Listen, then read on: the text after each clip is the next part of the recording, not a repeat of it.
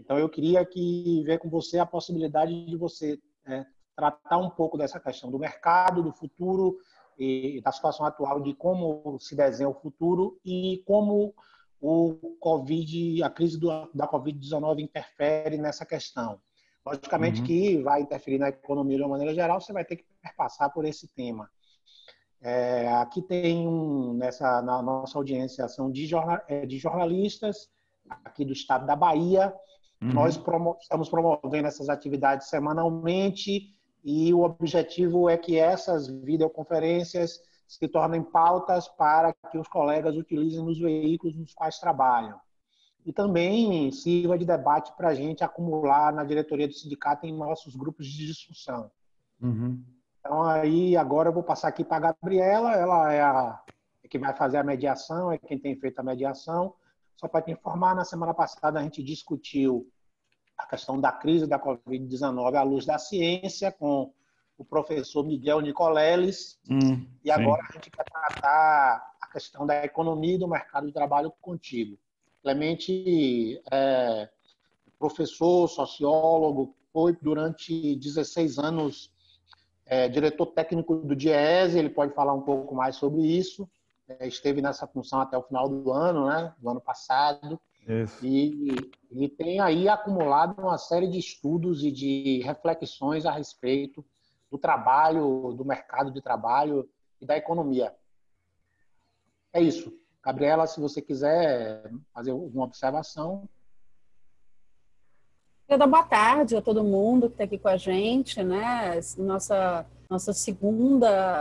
o segundo webinar, segunda reunião que a gente faz por meio digital nesse momento que leva a tantas reflexões, né? Tantas coisas importantes, né? A gente começou falando de saúde, nosso primeiro encontro foi do ponto de vista científico, do ponto de vista de saúde, e agora falando do outro ponto de vista que é extremamente preocupante para todo mundo, que é a área de emprego e a área de economia. Né? Então, primeiro agradecer a disponibilidade de Clemente vir aqui conversar com a gente, agradecer também a todo mundo que já está aqui com a gente para participar desse debate, pedindo para todo mundo manter os microfones no mudo enquanto estiver falando. Quem for pedir a palavra para fazer perguntas, né, depois da exposição inicial, levanta a mãozinha, né, tem a opção de levantar a mãozinha, ou pode fazer também pelo bate-papo por escrito, se preferir, se tiver com alguma dificuldade de entrar.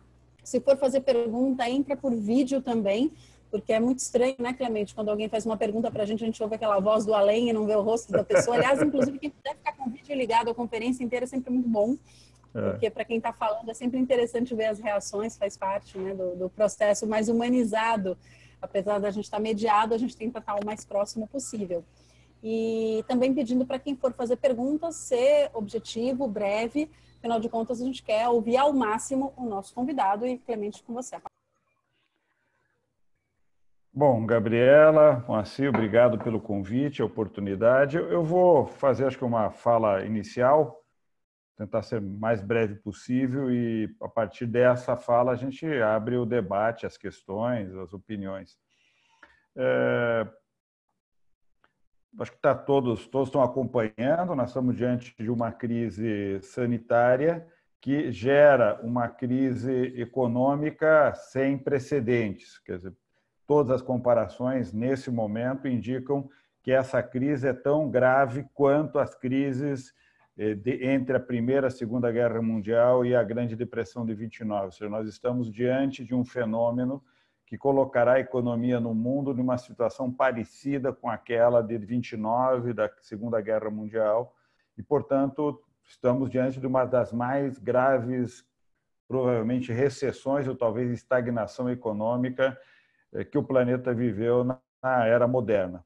Portanto, não estamos falando de qualquer coisa, estamos falando de uma coisa, portanto, muito grave, e muito provavelmente, como o processo está em curso, nós poderemos ter surpresas nas quais a crise se coloque tão ou mais grave do que essas que têm sido a referência, especialmente 29 e a Segunda Guerra.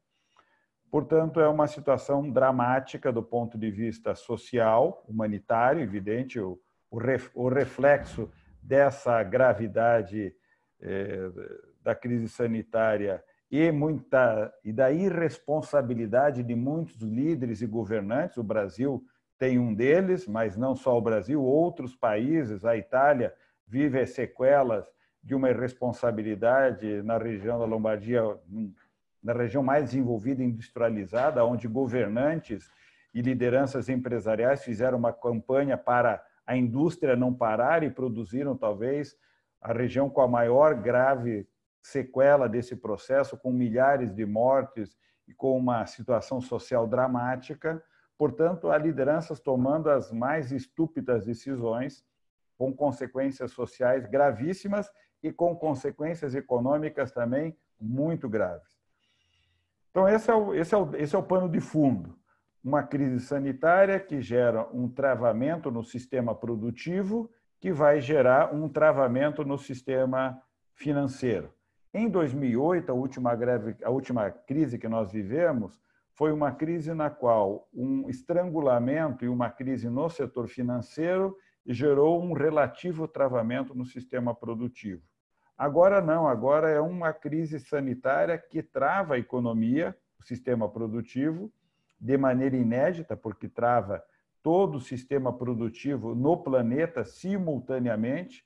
Nós temos em 2 meses, entre final de fevereiro e agora meados de abril, nós temos já mais de 160 países atingidos pela pandemia, portanto, caminhamos para ter todos os países do planeta, todo o território do globo terrestre atingido pela pandemia e, portanto, tendo que atuar com a única medida mitigadora do problema, que é o isolamento e, portanto, a paralisia da atividade produtiva, a paralisação da atividade produtiva e a consequente queda no nível de atividade, o que significa que as empresas não produzem, os trabalhadores não trabalham, as empresas não têm faturamento, não têm receita, os trabalhadores não recebem seus salários, e essa é a situação que toda a economia do planeta vive, ou seja, de que maneira que a gente para a atividade produtiva sem parar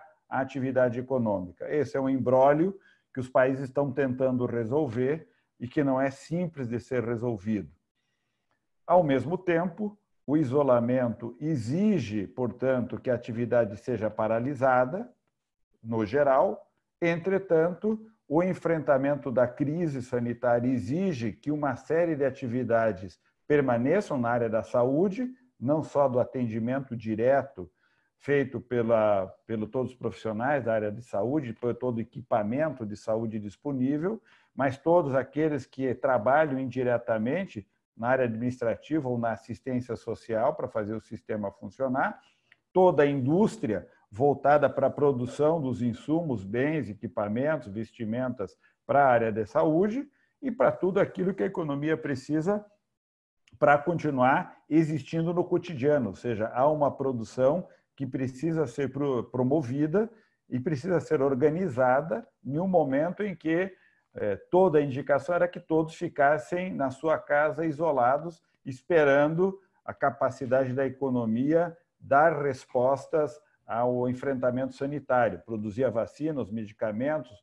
os equipamentos de proteção, que tudo precisa ser produzido. E o que tudo diz é, enquanto não tiver tudo isso produzido, a melhor saída é o isolamento. Nem todos podem ficar isolados, porque nós precisamos produzir tudo isso e continuar existindo. Portanto, tem um conjunto de atividades essenciais que precisam continuar sendo realizadas nesse momento. Isso tudo coloca sérios desafios para que nós consigamos desenhar as alternativas necessárias para combinar o isolamento e a paralisação da atividade produtiva e, ao mesmo tempo, a proteção para um trabalho seguro para que a atividade econômica continue produzindo condições para nós resistirmos ao ataque. Essa é a complexidade.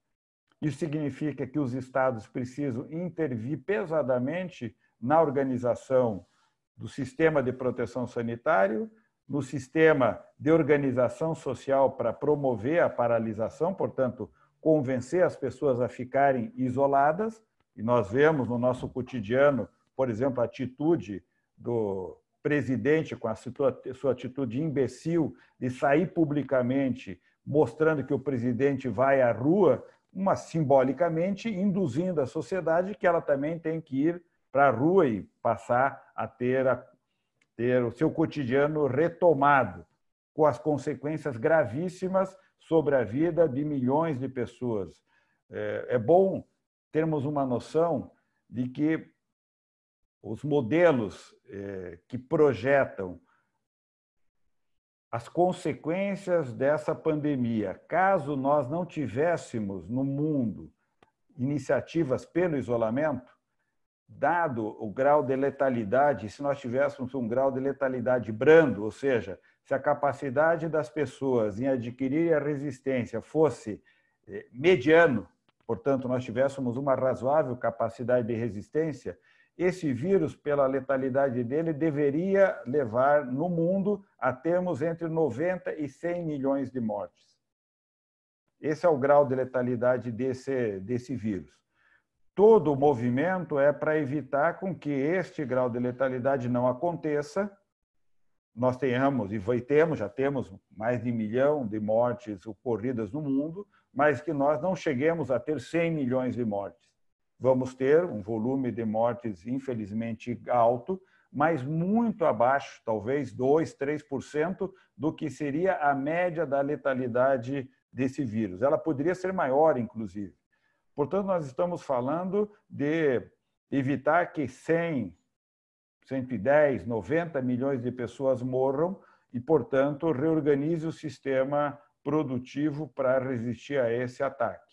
Os estados precisam intervir na organização, que significa o isolamento, significa organizar a atividade produtiva para que o isolamento possa acontecer, não tenhamos desabastecimento, que os equipamentos de saúde cheguem cada vez em melhores condições em quantidade, o sistema de saúde não sofra o colapso ou o estresse de um ápice da pandemia, como tem acontecido em muitos lugares, no quais os leitos não são capazes de absorver o contingente que chega para ser atendido e os médicos acabam decidindo quem morre e quem não morre. Isso significa um colapso do sistema e um estresse que é absurdo, mas que está sendo vivido em muitos lugares.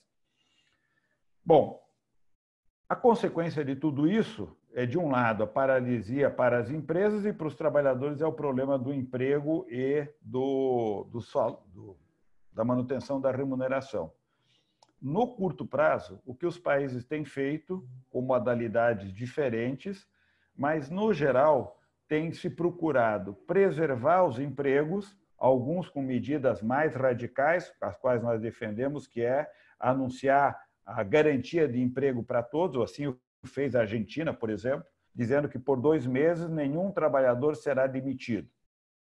E garantindo pelo Estado um aporte de recurso público para que a folha salarial seja honrada pelas empresas ou diretamente pelo Estado.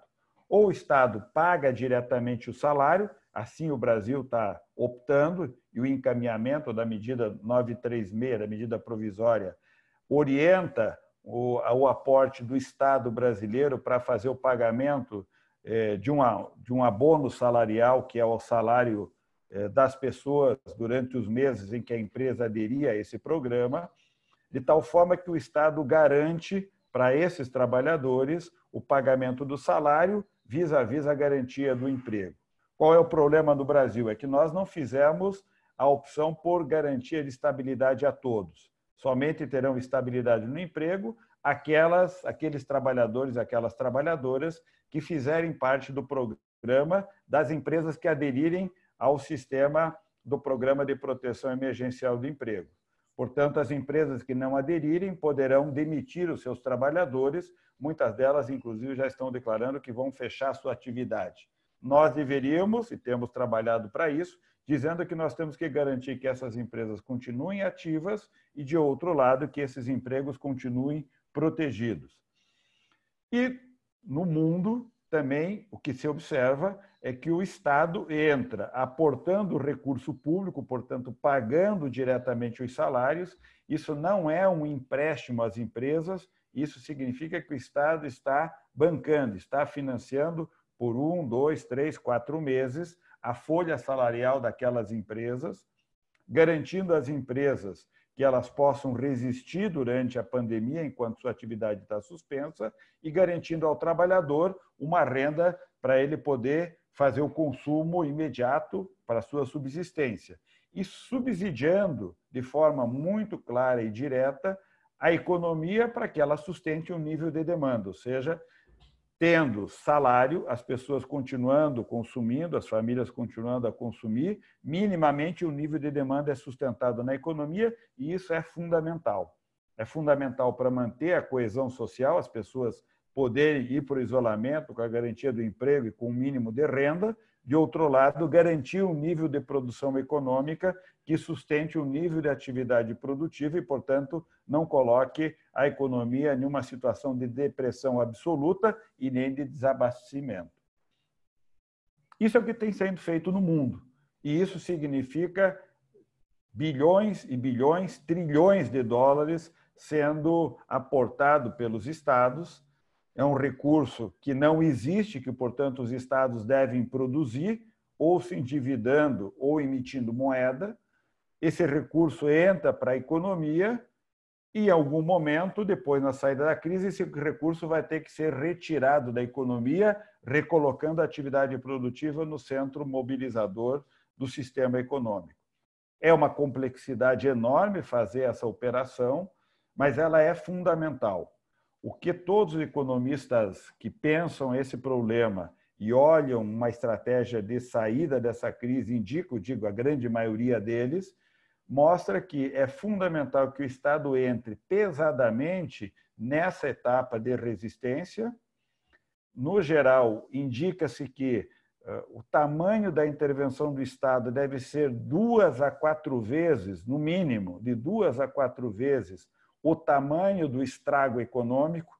Portanto, considerando o tamanho da redução da atividade ou da depressão econômica, nós deveríamos imaginar que o Estado deveria investir o dobro ou até 4 vezes o volume de recursos compatível à queda econômica.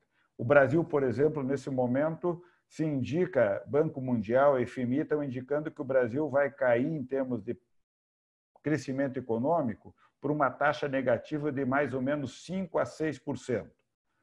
Se nós considerarmos esse tamanho de queda econômica e considerarmos que nós estamos crescendo 2%, essa era a estimativa do governo, nós estamos falando de uma queda de 7 a 8% do PIB. Nós saremos de um PIB de 2% positivo, na estimativa do governo, para um PIB negativo de 6%. Se a nossa queda for 7%, nós deveríamos estar pensando em mobilizar um aporte do Estado de 14% do PIB a 28% do PIB. É dessa magnitude de intervenção do Estado que nós temos que pensar na economia. O Brasil, com todas as medidas que o Paulo Guedes já anunciou, o Brasil está, nesse momento, indicando um investimento da ordem de 7% do PIB, sendo que mais ou menos 5% disso que ele está dizendo que vai investir é uma antecipação de gasto futuro, portanto, não é recurso novo. Significa que o Brasil está muito aquém do aporte de recurso que outros países estão fazendo. Só para vocês terem uma ideia, a Alemanha está indicando que ela vai investir para resistir nessa crise 35% do PIB.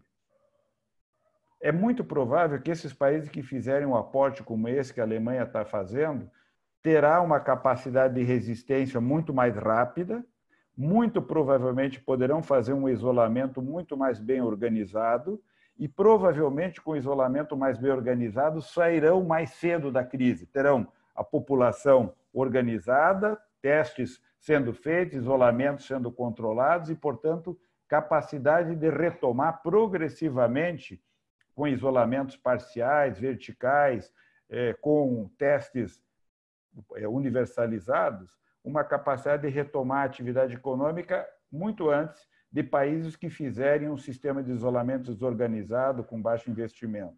Países que fizerem esse aporte provavelmente reorientarão seu sistema produtivo para, na saída da crise, priorizarem aquelas atividades que são fundamentais, por N motivos, seja pelo motivo de atender a população, seja pelo motivo de dar suporte àquilo que o país precisa como prioridade, seja para orientar a produção econômica para ocupar os espaços e as oportunidades que o mundo vai abrir pós-crise. Provavelmente nós teremos demandas por equipamentos de saúde no mundo todo, porque o mundo, já percebendo que essas crises vão se multiplicar, provavelmente muitos países investirão em ter um sistema de saúde mais bem estruturado. Então, uma área de saúde, de produção de medicamentos, vestimentos, EPI, equipamentos, será fundamental. Países que saírem na vanguarda desse investimento provavelmente ocuparão e atenderão uma demanda no mundo futura. Portanto, sair bem da crise também significa ter uma estratégia de desenvolvimento econômico. Tudo isso tem a ver com emprego, tem a ver com o mundo do trabalho. Nós entramos na crise com uma situação do mercado de trabalho muito ruim no Brasil, um desemprego alto, uma precarização elevada, uma subutilização bastante presente no mundo do trabalho, e estamos caminhando rapidamente para uma situação de desemprego, de precarização extremamente elevada. Dado as características do que está acontecendo na nossa economia, creio que nós devemos trabalhar com uma possibilidade de termos um intervalo de desemprego que vai de 18% a 25%. Não há condição de prever com clareza qual é a dimensão exata dessa consequência, nem a duração do desemprego. Mas, com certeza, será um desemprego muito elevado, provavelmente, dependendo da destruição da base produtiva, um desemprego que pode durar muito tempo, portanto, desemprego de longa duração. E se o Brasil não tiver uma estratégia de retomada da atividade produtiva, de uma maneira a recuperar o que nós tínhamos de base produtiva instalada e reorientar parte dessa base produtiva para aquilo que o Brasil julga ser a sua estratégia de reorganização, porque uma das nossas oportunidades é considerando o que está acontecendo, analisando as consequências das nossas limitações para responder a essa crise, muito provavelmente nós deveremos, e espero que façamos isso, observar que nós desmontamos uma base produtiva fundamental, um país que tinha condição de produzir avião, sonda para perfuração no pré-sal de petróleo, um país que tem uma produção tecnológica de vanguarda na área de produção de alimentos, por exemplo, é incapaz de abastecer o mercado interno com máscaras. Bom, como é que nós conseguimos destruir a nossa base produtiva para produzir um elemento tão básico no setor do vestuário para uma indústria do vestuário que nós temos? Quando a gente vai olhar, nós vamos observar que uma parte dessa nossa carência é que nós abrimos mão do insumo básico para produzir máscara protetiva com um insumo que é importado. Como nós não conseguimos importar na quantidade necessária, nós abrimos mão de ter uma base industrial capaz de responder a essa demanda. A pergunta é, nós temos base industrial para produzir esse insumo? Temos, já tivemos e abandonamos. É possível recuperá-la? É. Inclusive, parte dela está aí na Bahia. É possível recuperar? É.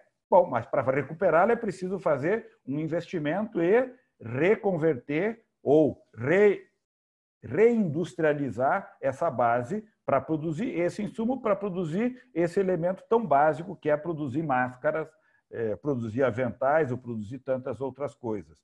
As nossas universidades estão descobrindo ventiladores e equipamentos de respiração artificial, algumas produzindo com 1/10 do custo do importado. O importado custa $1.500, nós estamos produzindo por $100. Ou até, outro dia vi uma matéria mostrando até com um valor menor. Qual é o problema? Nós não temos insumos. Alguns insumos básicos para produzir esses ventiladores são importados. Por que a nossa indústria não produz? Porque nós abandonamos essa produção. Nós resolvemos comprar da China. Bom, a pergunta é, o mundo dependendo da China está bem? Não, está mal, está quebrando a cara e um monte de gente está morrendo porque nós fizemos uma opção errada de centralizar toda a importação da China de coisas que são essenciais. É muito provável que os países, ao observar esses absurdos, comecem a ver que esta globalização, até então, estava gerando uma distorção no sistema econômico que gera esse tipo de situação.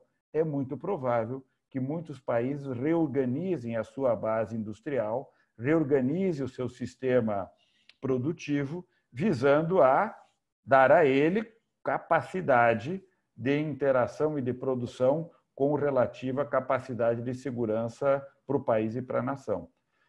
Isso tudo estou dando como exemplos para mostrar que nós vamos ter vários desafios e todos eles terão consequências sobre o mundo do trabalho. O enfrentamento no curto prazo, que faz com que, por exemplo, nós tenhamos essa oportunidade de fazer essa nossa reunião aqui virtual, significa que a necessidade do isolamento, de um lado, e a condição dada pela comunicação em tempo real, como nós estamos fazendo, com a possibilidade de fazermos essa comunicação sem nenhum cabeamento, ou seja, esse meu computador não está ligado a nada fisicamente e eu falo e vocês me ouvem e me veem e podem interagir, ou seja, nós podemos nos comunicar sem nenhuma conexão física. Isso é uma coisa inédita, é do tempo recente, e isso vem alterando dramaticamente a organização da vida econômica e social no mundo. Isso tudo está gerando oportunidades inéditas, né? Os 450 mil bancários, metade deles, mais de 200 mil, estão trabalhando a partir de casa. O sistema financeiro brasileiro está funcionando com os bancários trabalhando a partir de casa, boa parte deles. E assim, várias outras atividades estão sendo feitas a partir de uma reorganização da presença física do trabalhador mediado pelo equipamento onde cada um está na sua casa trabalhando, produzindo. Esse caso vai provavelmente trazer, a partir dessa crise, um processo de aceleração do uso dessas tecnologias no sistema produtivo, da indústria para o comércio, para os serviços, para o sistema financeiro, para a atividade cultural, que vão trazer mudanças radicais em relação a tudo que nós vínhamos tendo de inovação. Eu tenho dito, a inovação até então vinha a 30 km por hora. Essa crise fez com que nós saíssemos de um avanço a 30 km por hora e fôssemos encostar a 200 km por hora. Ou seja, a velocidade da mudança foi muito rápida. Todos aqueles que não estavam integrados a essa conexão virtual passaram rapidamente a se integrar e cada vez mais pessoas estão se integrando. Os sindicatos vão poder reorganizar a sua vida sindical de maneira muito profunda, vão poder dialogar com trabalhadores com quem eles nunca conversaram, vão poder fazer assembleias virtuais como muitos já estão fazendo, organizando reuniões, consultas, estabelecendo contato com bases sindicais que eles nunca conseguiram estabelecer. Portanto, vai abrir uma oportunidade enorme. As empresas vão reorganizar a sua atividade produtiva. E isso vai afetar o mundo do trabalho, vai afetar os postos de trabalho, vai afetar a forma de organização do trabalho e deverá afetar para os sindicatos também pensarem como eles vão produzir a organização dos trabalhadores, a organização da vida sindical e o que vai ser, de fato, a proteção que o sindicato vai produzir para esse novo mundo. São novas questões, são novas demandas, são novas situações, as doenças, as atividades, os requerimentos, os protocolos, tudo isso vai precisar ser inventado. Há uma invenção de longo prazo, mas há uma invenção que começa hoje. Ou seja, hoje, terminada essa reunião, nós temos que sair daqui e continuar pensando como que nós vamos criar protocolos para proteger as pessoas que estão trabalhando hoje num sistema onde essas pessoas estão colocando sua vida em risco. Enquanto nós estamos aqui isolados, protegidos, há milhões de trabalhadores e trabalhadoras que estão na vida laboral, no mundo desprotegidos, correndo risco de vida, talvez para nos permitir permanecer aqui isolados. Essas pessoas precisam ter protocolos para sair de casa e para o trabalho em segurança, transporte coletivo com segurança, protocolo para circular na rua com segurança, protocolo para trabalhar num local com segurança, protocolo para voltar para casa e não infectar os seus familiares. Tudo isso são procedimentos, condutas que são novas, que nós precisamos colocar na nossa agenda, colocar nas negociações com o poder público, com os prefeitos, com os governadores, com os empresários, dizendo, a partir de agora vai ser assim.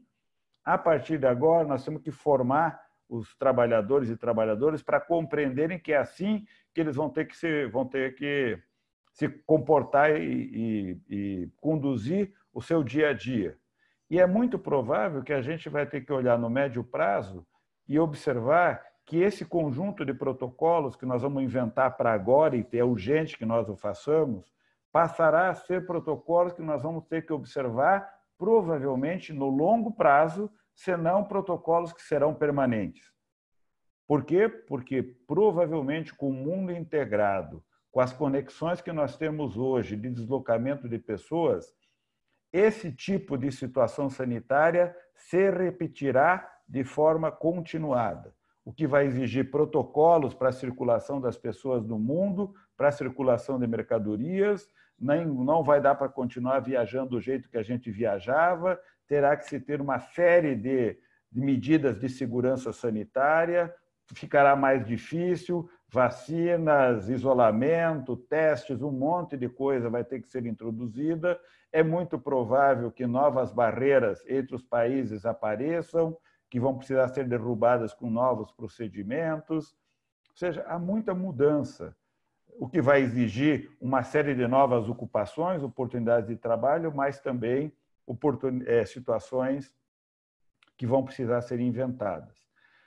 Por fim, a última coisa é que eu acho que, diante de tudo isso, além de estar toda a resposta nesse cotidiano que tem múltiplas dimensões, a dimensão da saúde, as doenças psicossociais ganhando cada vez mais presença no mundo do trabalho, doenças que são quase, muitas delas, incuráveis, portanto, diferente daquela doença física que a gente estava acostumado a tratar, as doenças hoje são doenças muito mais difíceis de serem enfrentadas, a ansiedade, a depressão, o estresse que os trabalhadores vivem no mundo do trabalho.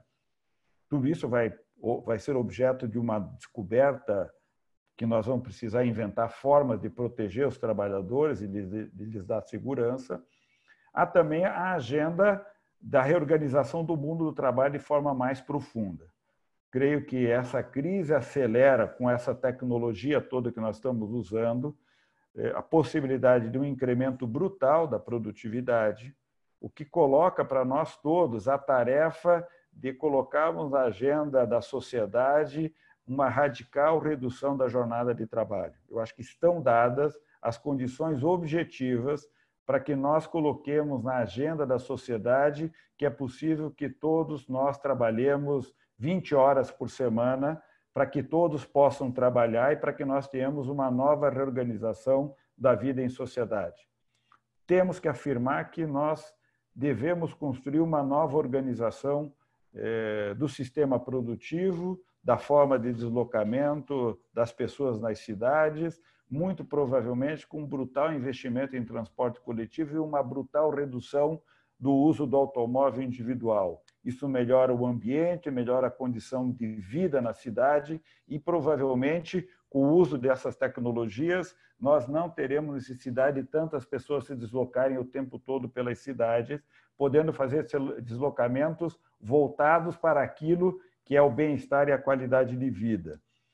Podemos pensar em inúmeras outras agendas, especialmente a agenda da mudança climática, que deveria ser incorporada porque a mudança climática trará problemas tão graves para a sociedade quanto essa pandemia está provocando. Ou seja, é muito provável que, no futuro, os problemas de pandemias na dimensão da saúde ou de crises ambientais coloquem o mundo, ou partes do mundo, em situações dramáticas como essa que nós estamos vivendo. Espero que essa crise alerte governantes, lideranças, e que nós somos capazes de reverter parte disso e conduzir o mundo para uma outra trajetória. Nós, no mundo sindical, acho que devemos apresentar essa agenda do mundo do trabalho com certeza, uma agenda ousada, uma agenda que recoloque utopias sobre uma nova dimensão do mundo do trabalho, mas, ao mesmo tempo, recolocar agendas que promovam a estruturação de projetos de desenvolvimento com dimensão econômica, sobre o que é a nossa dimensão econômica essencial, sobre questões fundamentais, seja dos valores, da visão do papel do Estado, da visão do que é a proteção social e de que maneira que ela deve ser promovida, assim como questões que são muito recentes, mas que são centrais, como a questão da mudança climática. Ou seja, acho que nós, no movimento sindical, temos uma tarefa, mas que é por trás dessa tarefa uma grande oportunidade. Acho que abre-se para a sociedade mundial e abre-se no Brasil a possibilidade de colocarmos novamente uma agenda que olha para o futuro com uma nova esperança, com outro projeto, recolocar as utopias, os valores, o sentido de muita coisa em debate. Acho que nós temos que, no movimento sindical, recolocar a centralidade da nossa estratégia de comunicação, estabelecemos como desafio a tarefa de chegar com o debate para todos os trabalhadores e trabalhadoras, disputar o debate público, saímos da nossa bolha interna de conversarmos para nós conosco mesmo, com os de sempre, e passarmos a tentar influir no debate no geral. Tem a intervenção institucional no Congresso, na Câmara dos Deputados, na Assembleia Legislativa, na Câmara Municipal, intervir no debate público com os governantes, mas também fazer a disputa no cotidiano, a disputa nos espaços, nos movimentos sociais, nas igrejas, nos partidos, disputar no sentido de apresentar uma agenda, apresentar uma visão, problematizar, apresentar de forma ousada as propostas que nós julgamos necessárias serem introduzidas no debate. E acho que a gente tem que ter o bordão de dizer: nós não queremos que o mundo volte ao ser o que era, porque nós não queremos aquele mundo. Acho que essa crise tem que ser um sinalizador para dizer que um outro mundo é possível, e acho que nós deveríamos ser muito assertivos nesse sentido, de dizer que nós queremos disputar um outro mundo, um mundo que nos permita enfrentar essa crise e sair dela com uma outra perspectiva.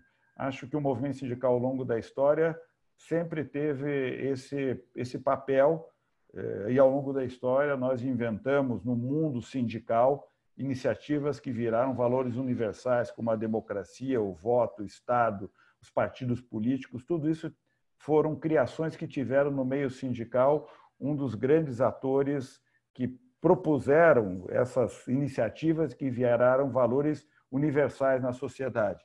Acho que nós estamos em um momento da história em que o movimento sindical está desafiado a fazer isso. Se nós formos competentes, acho que o movimento sindical cumprirá mais uma vez o seu papel histórico. Se nós não formos competentes, creio que os trabalhadores, espero que eles sim consigam fazer isso e consigam dar ao movimento sindical essa trajetória, essa perspectiva. Espero que nós, quadros do movimento sindical, sejamos capazes de compreender esse momento e de dar ao movimento, dar à estrutura sindical essa tarefa. E se nós dermos, acho que o movimento sindical recupera uma sintonia com os trabalhadores e uma capacidade de intervenção pública no debate que o recolocará novamente, como sempre foi, como é até hoje, um grande protagonista da história. Acho que nós estamos em uma oportunidade como essa, ou seja, não dá para a gente ficar chorando sobre tudo que a gente não teve, não fez e não conseguiu. Nós temos que fazer daqui para frente. O nosso trabalho como dirigentes, como assessores, como militantes, é intervir na realidade daqui para frente, atuando e buscando construir caminhos que não estão estabelecidos. O futuro está em aberto, o futuro é inédito e abre-se possibilidades. Tudo precisa ser feito, tudo permite ser feito se nós tivermos inteligência, habilidade, enfrentamento. Nada é fácil. Acho que não dá para desconsiderar que ter um governo como nós temos é uma diversidade muito grande. preferia estar na Argentina nesse momento, com o governo argentino lutando lá. Seria mais fácil, teríamos mais condições de formular de forma mais convergente iniciativas. Aqui será muito mais difícil, mas objetivamente é isso que temos para agora e é com isso que nós temos que trabalhar com inteligência, cada dia, cada mês, cada ano, sabendo o que nós vamos conseguir fazer nesse curto espaço de tempo.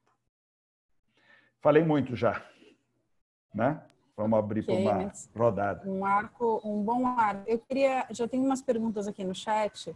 O Moacir também está inscrito aí. Eu vou só retomar um ponto, depois eu passo. Você quer falar antes, Moacir? Quer falar agora? Você está de microfone fechado.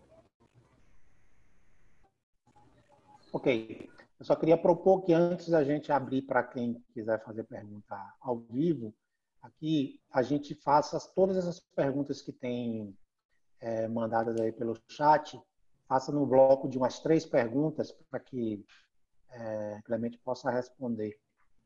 E depois a gente abre aqui para esse debate presencial. Ok, tá. Vamos ver se a gente consegue. As perguntas, Clemente, acho que você vai precisar de papel e caneta, porque elas são um pouco complementares, não são necessariamente... Pode ir lendo que eu vou acompanhando aqui, eu já estou vendo as perguntas. Então vai lá. Pronto, então.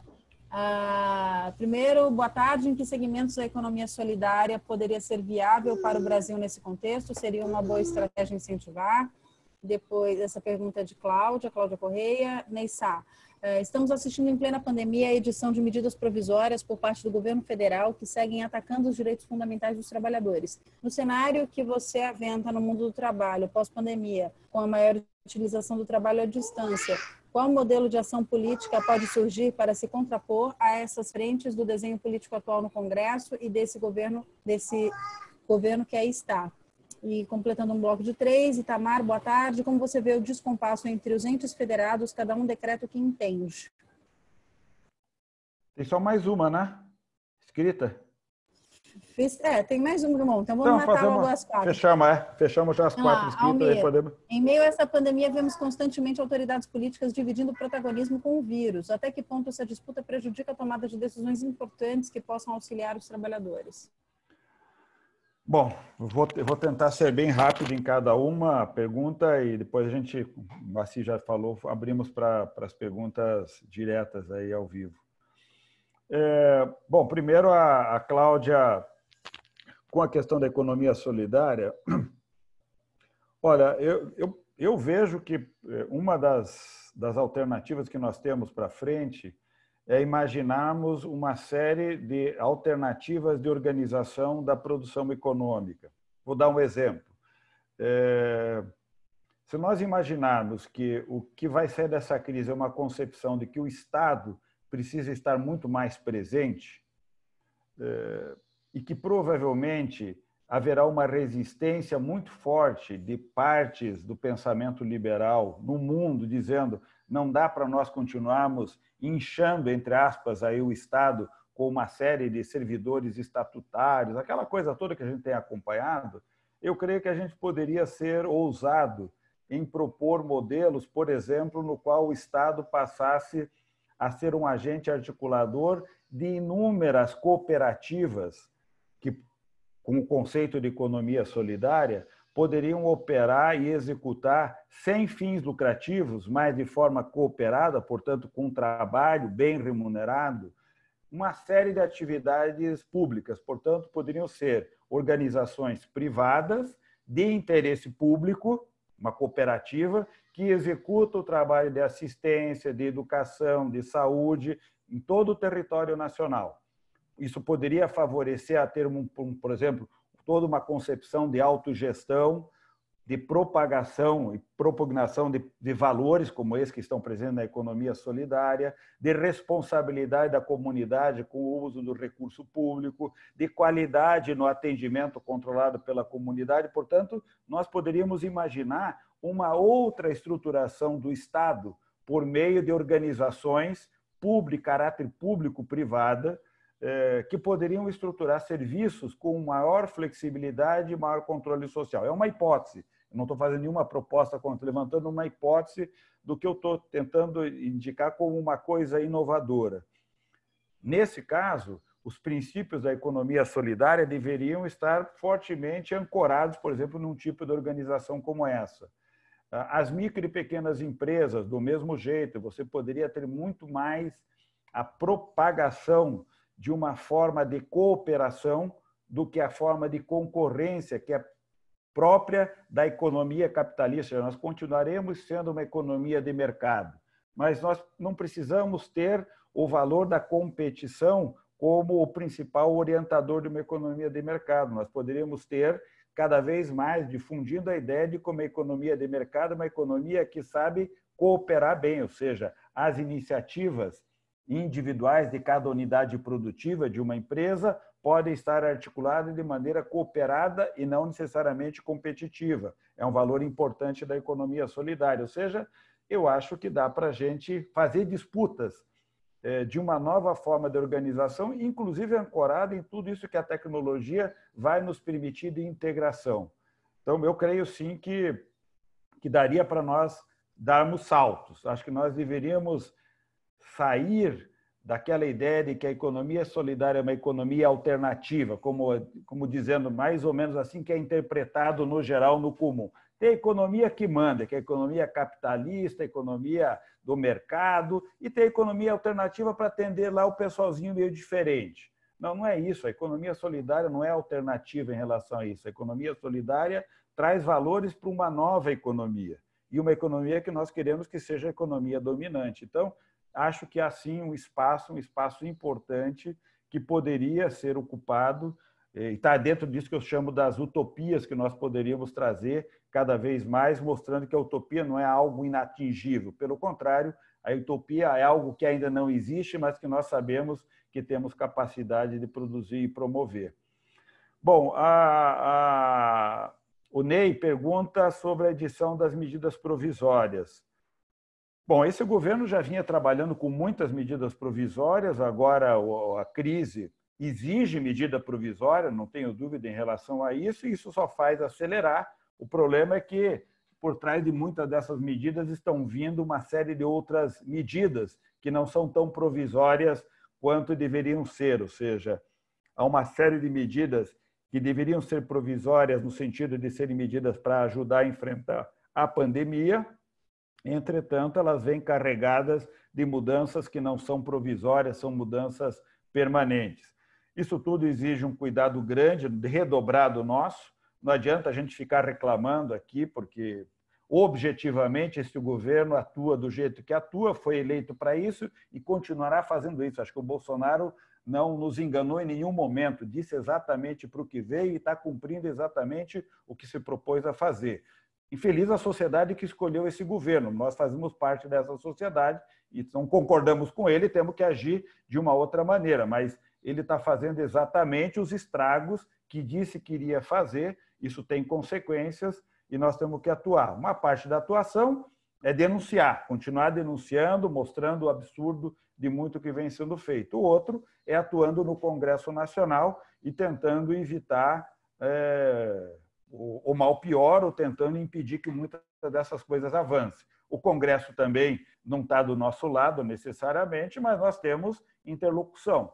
Temos interlocução com vários parlamentares que fazem parte do nosso campo, o campo aí da esquerda, dos democratas, mas nós precisamos fundamentalmente conversar com o que lá se designa o grande campo aí do centro. Centro-esquerda, centro-direito, centrão, não importa, são esses parlamentares que nós precisamos disputar, porque são eles que vão fazer a diferença no voto. Nós temos lá 100, 150 votos no nosso campo, mas para qualquer medida é preciso 200 e pouco a 310 votos, e, portanto, nós precisamos ter mais 100, 150 votos conosco, essa disputa nós precisamos fazer.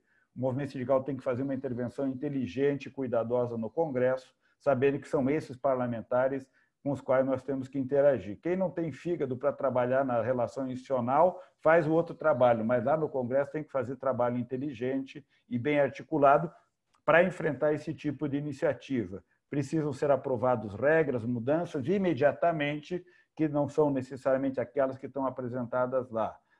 A mudança dessa legislação afeta o mundo do trabalho.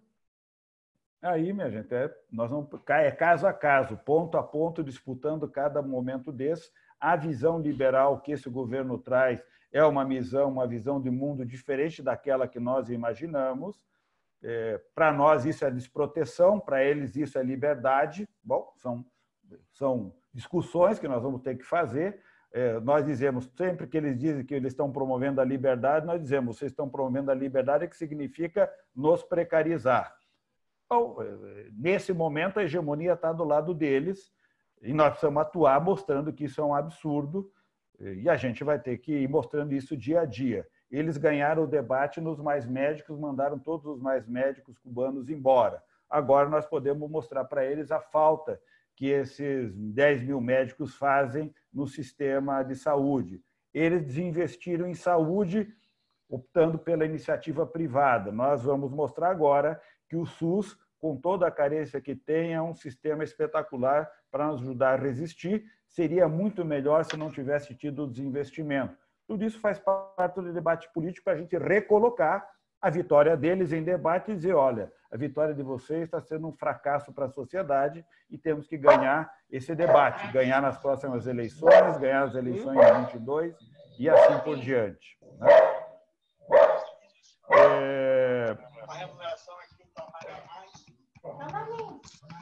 Mônica, você está de microfone aberto. Você quer perguntar isso? Aliás, tem bastante gente de microfone aberto aqui. Eu vou desativar o som de quem está e só deixando quem de fato for perguntar. Tá bom. Tem mais duas aqui. Só terminar aqui. Tem mais duas, aí eu fecho com essas duas. Daquele bloco. Vamos terminar então com o bloco das perguntas. Então, tem a última. As duas últimas tratam um pouco dessa relação dos entes federados.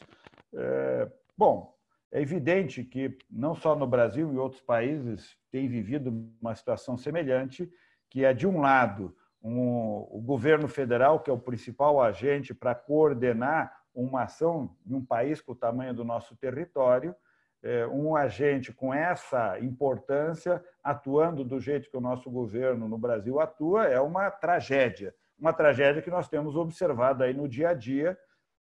Alguns estados, a maioria deles, tomou a iniciativa de fazer uma autorregulação para dentro do seu espaço subnacional, para os estados, para as unidades da federação.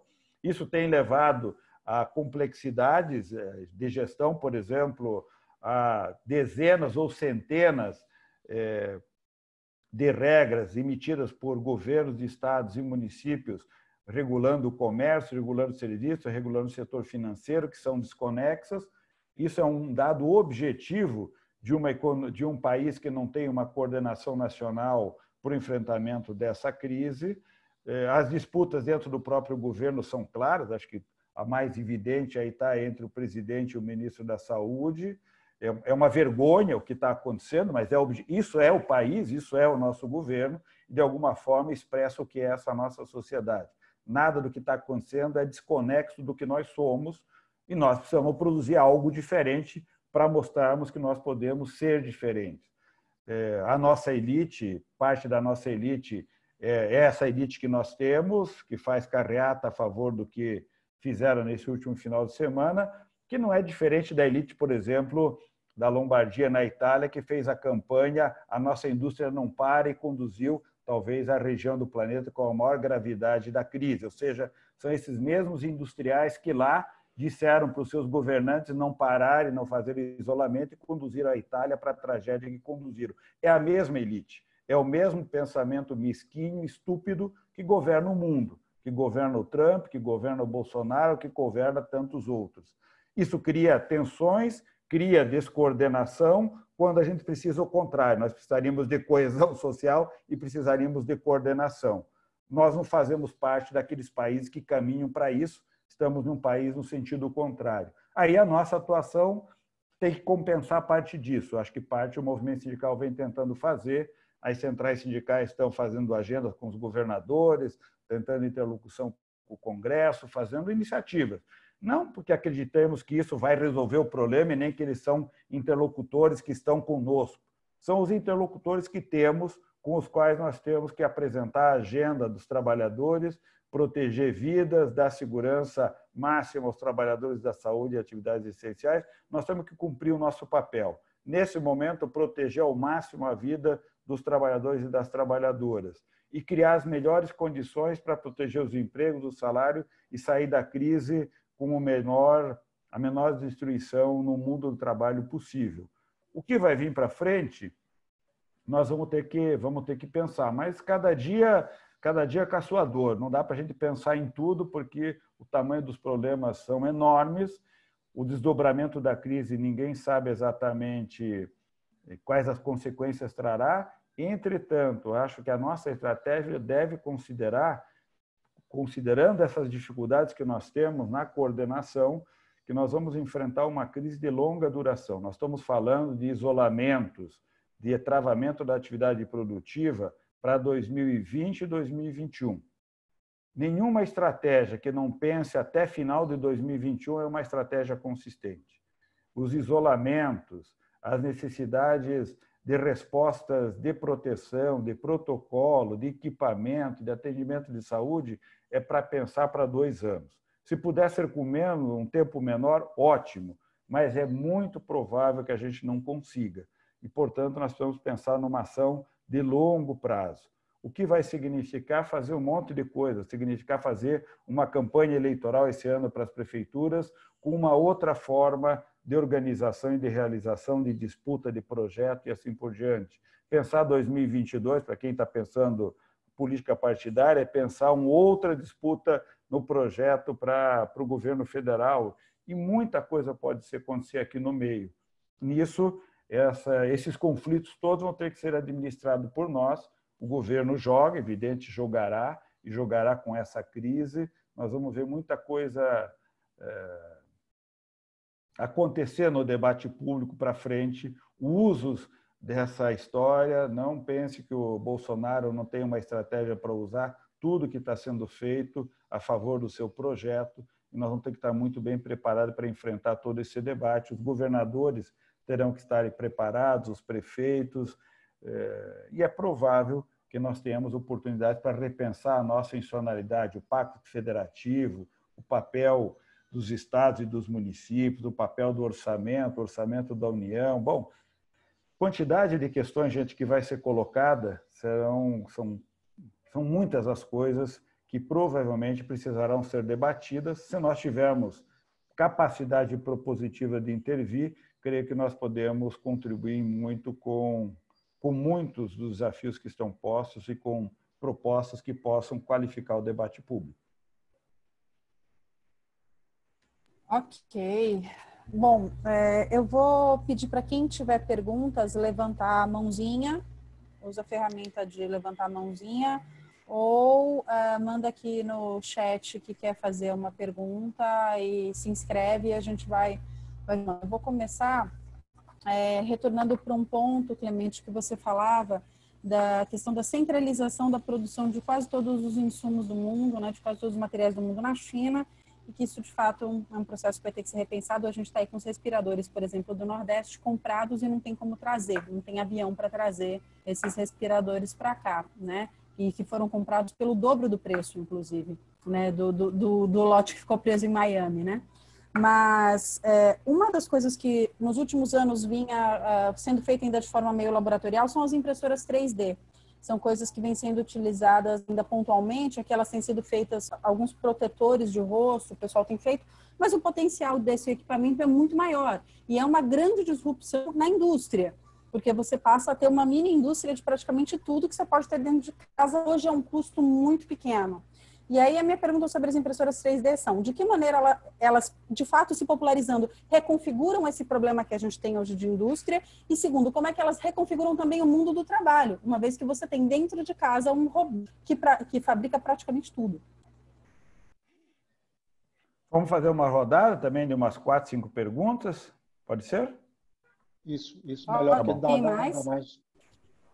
Eu vou perguntar umas coisinhas aqui. Depois libera o restante do pessoal lá, Gabi, se puder, porque tá já liberei, mas o pessoal não tá voltando. Eu vou tentar de novo. Ok.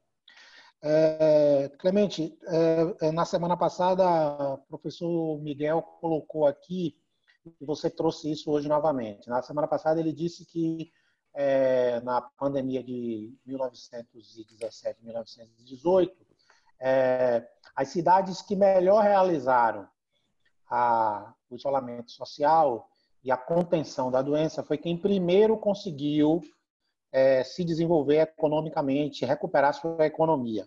Você trouxe isso novamente aqui, citou o exemplo da Alemanha, que está investindo 35% do PIB nesse momento agora. Como será esse novo mundo que vai se desenhar após a Covid, do ponto de vista geopolítico e econômico? E qual o lugar do Brasil nesse novo mundo?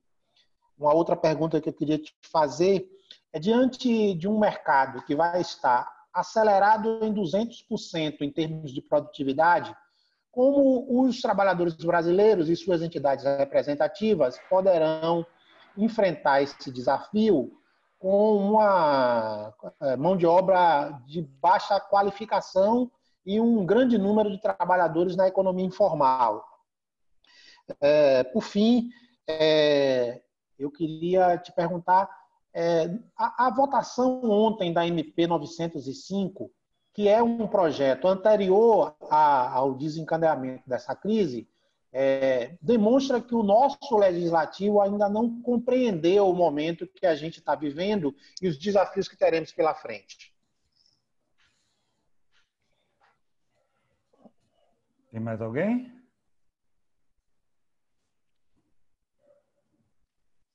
Acho que podia ir nessas, né, Gabriela? Tá bom. Responda essas duas então, tá bom. Clemente, aí depois, tá enquanto o pessoal pensa um pouquinho aí mais. Sim. Não, eu tenho mais umas duas aqui engatilhadas também. Não por isso. Gabriela,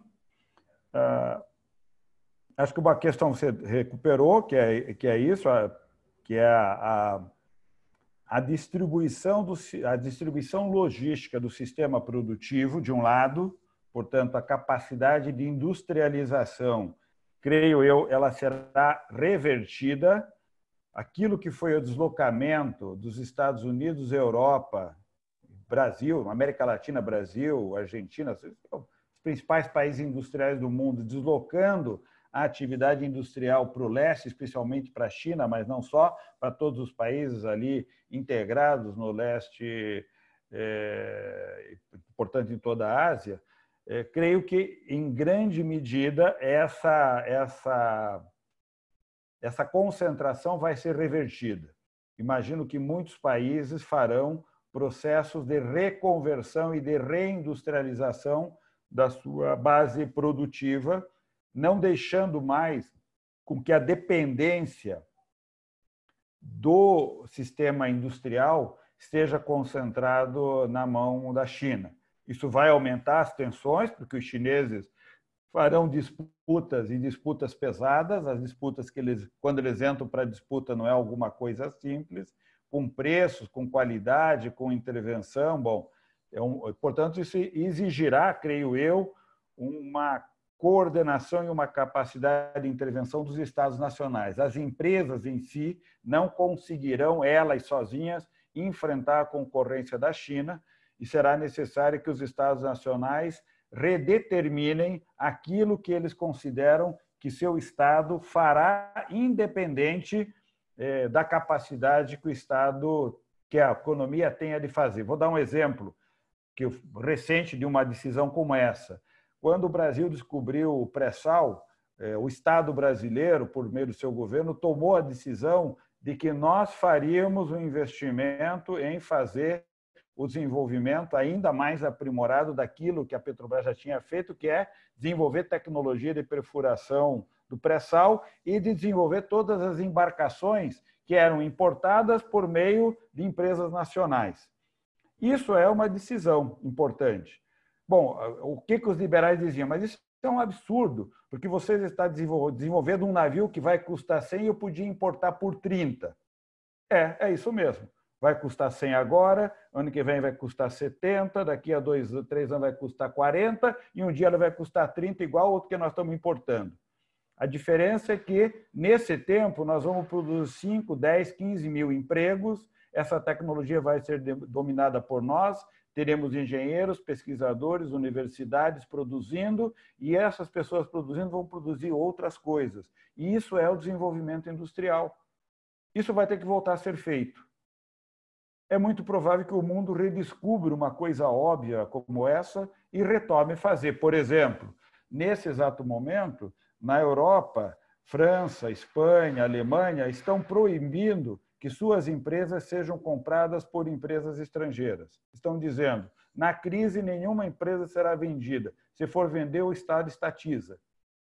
São decisões que estão sendo tomadas. Por quê? Porque eles sabem que nessa crise, se eles não tiverem uma intervenção forte, haverá uma concentração e quem domina, provavelmente as grandes empresas multinacionais, farão um grande processo de concentração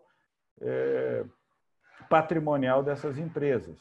Isso criará um problema gravíssimo para essa estratégia de descentralizar novamente a base produtiva. Então, para isso, insumos, mesma coisa. Você veja, nós acabamos, faz 2 meses, 3 meses, que a Petrobras resolveu sair da produção de insumo no Paraná, com a usina petroquímica que nós tínhamos no Paraná. Está já colocado na agenda retomar a atividade e reconverter aquela indústria para produzir insumo básico que precisa ser produzido e que o Brasil deixou de fazer. Qual era a escolha? Não, é mais barato importar. Bom, vamos ver que não vamos conseguir importar, né? Não vamos conseguir importar. Dá para transportar. Agora o que está sendo feito é tira banco de avião e coloca avião para fazer transporte de insumo e de equipamento no mundo. É isso que está sendo feito. Tira os bancos e faz o avião transportar insumo. É fácil? Não, não é fácil. Tem toda uma logística para ser operada. Nós vamos fazer. Vai demorar 1 semana, 2, 3, 1 mês, e nós vamos conseguir fazer. Mas é razoável que o mundo opere assim? Não é razoável. Então, é bem provável que isso seja revertido em parte. Em parte, com isso que você colocou. A tecnologia, do jeito que está posta hoje, nos coloca diante de uma situação inédita no mundo, né? Se nós, qualquer um de nós aqui, resolver no meio dessa crise, chega, abandono tudo, vou lá para o interior da Amazônia, numa região que não tem ninguém morando, nunca teve, no tempo recente, gente por lá, você pode ir para lá e continuar conectado com o mundo, sem conexão física com ninguém, com nenhuma conexão física real. Você pode ir para lá com a tua plaquinha de energia solar, levar o teu computador, a tua plaquinha de telefone celular conectado pela internet e tua impressora 3D com os insuminhos que você pode levar e imprimir a camiseta comprada na França. Você compra a camiseta, eles vão te mandar o layout com toda a codificação, você manda imprimir, paga pela internet, sem nenhuma conexão física e sem nenhuma conexão com o mundo real. Você está isolada no planeta. Bom, esta situação extrema que reconfigura a organização econômica no planeta de maneira muito profunda. Isso tem levado a uma reorganização logística, uma reorganização das plantas produtivas no mundo, da estratégia de distribuição. O transporte muda, porque o transporte agora não é mais físico, a camiseta produzida na França não precisa ser transportada, ela é uma comunicação de um código que cai no teu computador isolado na Amazônia para você imprimir na tua impressora 3D. Então, isso altera radicalmente tudo. Nós estamos caminhando para ter carros autônomos, nós estamos... Bom, se a gente ficar listando aqui tudo que a gente está vendo, faz com que as empresas mudem suas estratégias. Agora, por exemplo, a General Motors, no seu plano de negócio, diz: eu vou deixar de ser uma montadora de automóvel para ser uma empresa que vai oferecer serviços de mobilidade. É uma outra lógica.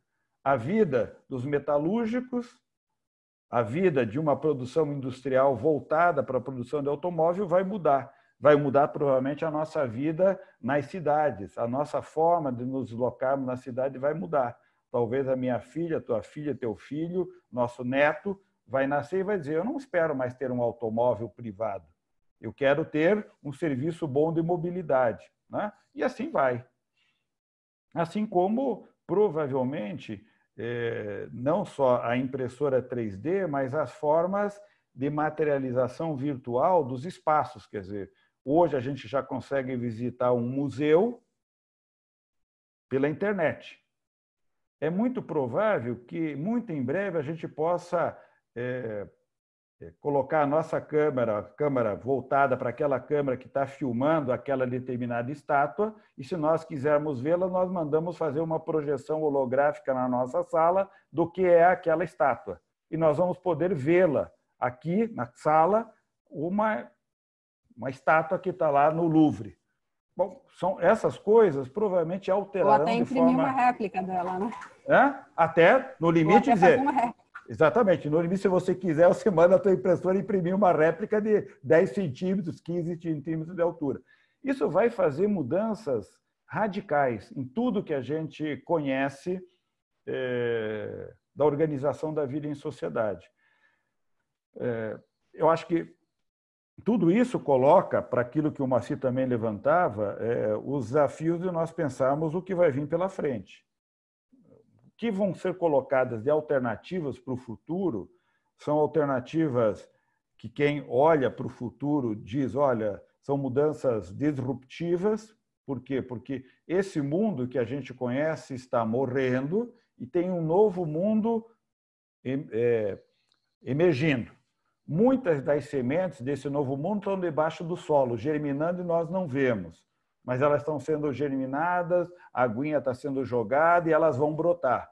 E a hora que elas brotam com uma coisa que é inédita, em velocidades que nós não acompanhamos. Vou dar um exemplo. Nós estamos aqui no movimento sindical discutindo que precisamos organizar os trabalhadores em Uber. Então, vamos pensar uma forma de organização sindical, articulação desses trabalhadores, vão construir sua plataforma de proteção, essa coisa toda. Bom, a Uber já está anunciando que em 3 anos ela quer ter 1/3 da sua frota de carro autônomo. Quando a gente começar a imaginar o que é a proteção do trabalhador do Uber, a Uber já não vai ter mais motorista.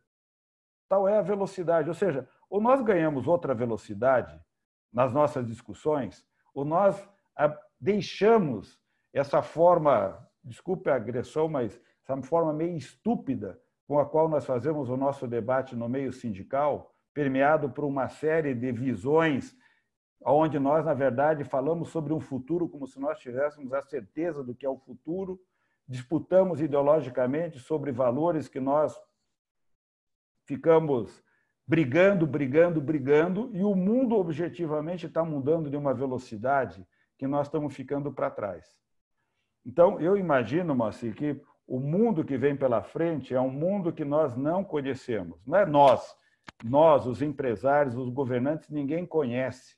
Ele está emergindo e a nossa capacidade de se confrontar com ele é muito pequena, dada a natureza das mudanças que estão postas. Situações como essa que nós estamos vivendo e vão acelerar mudanças. Essa situação da crise sanitária está acelerando a nossa, vamos chamar, a nossa educação tecnológica. Nós estamos todos sendo obrigados a dominar essa tecnologia da comunicação.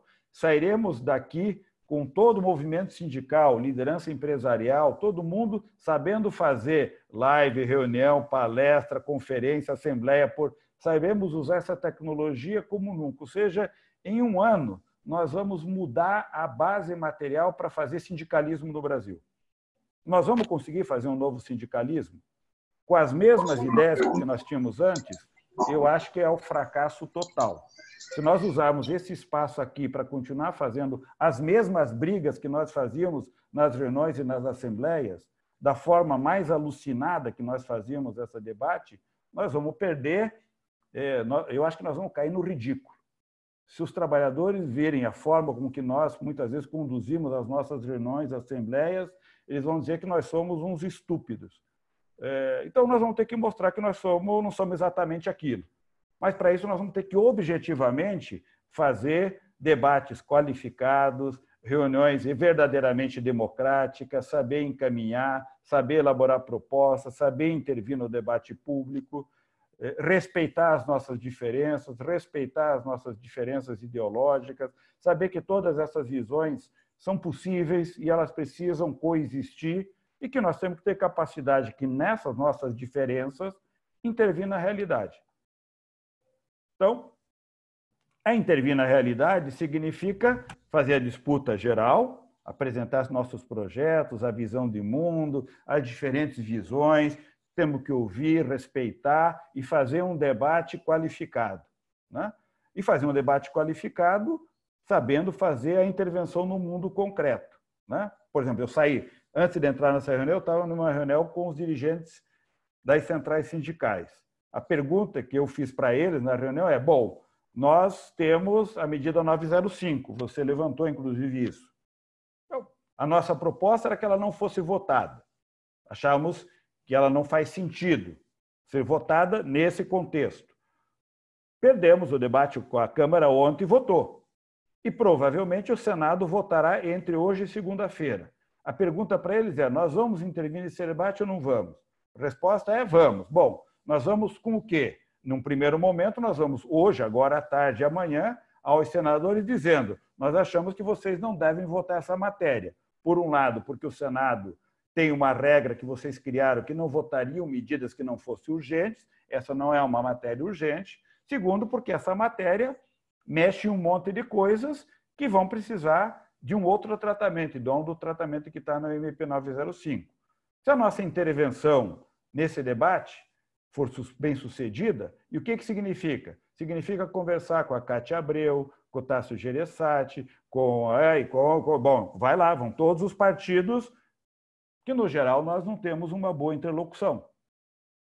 Tem lá 30 senadores que nós precisamos conversar, do PP, de todos os, fora os 5 partidos da minoria, todos os demais partidos, potencialmente nós temos que conversar. Se a gente conseguir convencer, vamos tentar uma reunião com o presidente do Senado, se a gente conseguir convencer os que não votam, conseguimos uma pequena vitória, mas importante vitória. Se nós não conseguimos que não vote, eles decidirem que eles vão votar, nós não vamos tentar tirar coisas ainda dessa medida, vamos deixar eles votarem do jeito que está. Essa é uma decisão que precisa ser tomada. Tem gente que acha que não, abandona. Tem gente que acha que tem que ir lá tirar algumas coisas, ou seja, não deixar aprovar do jeito que está aprovado.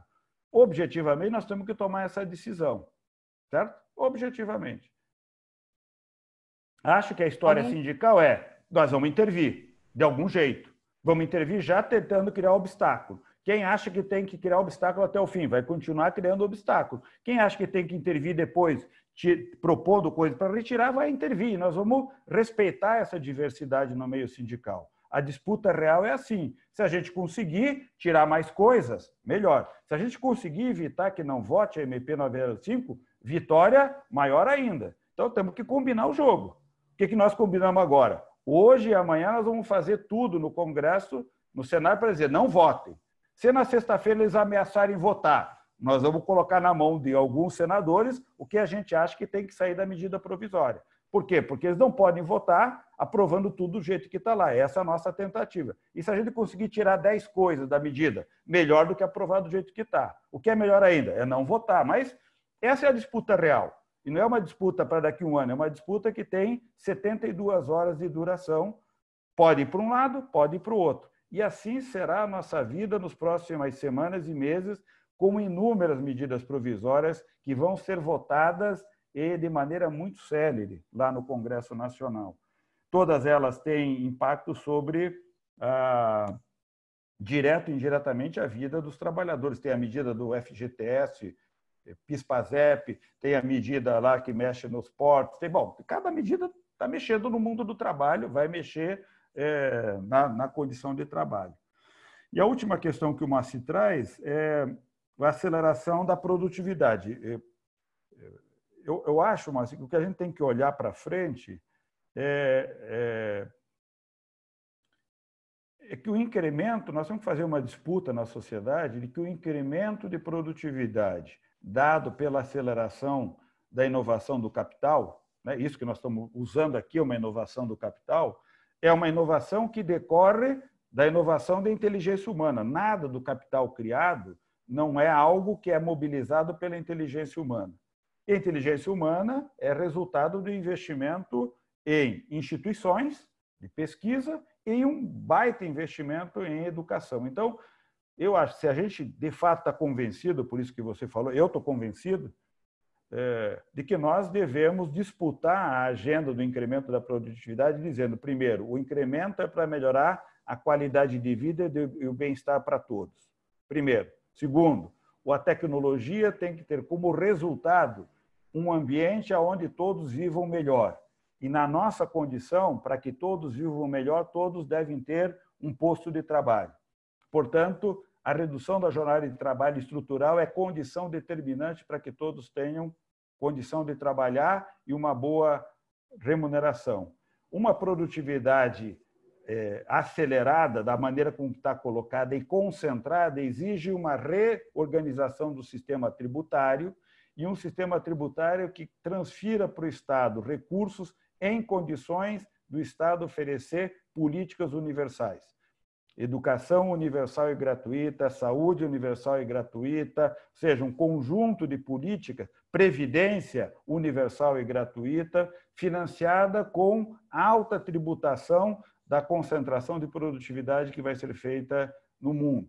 Essa concentração de produtividade não deve acelerar a concentração de renda e riqueza, portanto, tributação pesada sobre renda e riqueza. Tudo isso é uma agenda que nós temos que apresentar. O crescimento, o incremento da produtividade é um elemento essencial, inclusive para a gente diminuir a capacidade, a necessidade de usar os insumos da natureza que são finitos. Portanto, nós poderíamos ter projetos de reconversão, de reengenharia reversa, portanto, de reuso de máquinas e equipamentos, de uso de insumos, limitação e melhoria da qualidade dos equipamentos. Bom, tem uma série de coisas para serem pensadas nessa dimensão do incremento da produtividade. E, nesse debate, colocar em disputa para a sociedade que nós podemos ter uma sociedade que consome menos bens materiais e que é capaz de usar de forma muito mais intensiva e expandida todos os bens culturais que a sociedade tem. Então, valorizar tudo aquilo que é atividade para uma população que espera no futuro trabalhe menos e tenha mais tempo disponível, usar para o lazer, para a cultura, para o teatro, para o cinema, para o esporte, para a vida em família. Ou seja, nós podemos reorganizar a sociedade. Isso é um sonho, mas é um sonho que a gente deveria indicar e dizer: esse incremento de produtividade é a condição material para nós reorganizarmos uma sociedade com outro padrão distributivo, e a disputa, portanto, da distribuição da produtividade passa a ser um elemento central na vida sindical, para financiar o Estado, para produzir bem-estar, qualidade de vida para todo mundo. Tem alguma pergunta? Levanta a mãozinha, bate o microfone. Não estou vendo ninguém, vou fazer mais uma aqui, então, não aparece mais alguém. Clemente, só detalhando um pouquinho mais, o Mo até tocou nisso na pergunta, mas eu queria aprofundar mais esse ponto. A gente tem visto as pessoas colocando em caixas separadas, tragédia humana e tragédia econômica, como se a gente pudesse fazer uma escolha entre vamos deixar as pessoas morrerem ou vamos deixar a economia morrer. Eu queria a sua visão de economista, a sua análise desse sentido. A gente tem essa coisa, né, esse estudo que o Nicolelli citou, que você agora também cita, de que quem investiu nas vidas humanas na epidemia, né, de gripe espanhola teve uma recuperação econômica mais ágil. Eu queria entender qual é essa ligação e como a gente pode, inclusive, argumentar com as pessoas que têm insistido que a gente pode deixar 40 ou 50 mil brasileiros morrerem, que tudo bem, porque aí a gente retoma a economia. Olha, só um acréscimo, Clemente. Aproveita e entra naquela questão que eu perguntei desse novo mundo, dessa nova reengenharia geoeconômica que vai rolar a partir desse momento agora. Bom, Começando por essa última questão, Marcia, eu não tenho assim, eu não saberia te dizer com muita clareza quais são essas novas possibilidades. Não é a minha especialidade, um pouco a análise geopolítica. Tem gente que tem um conhecimento muito amplo disso e poderia te dar mais elementos, né?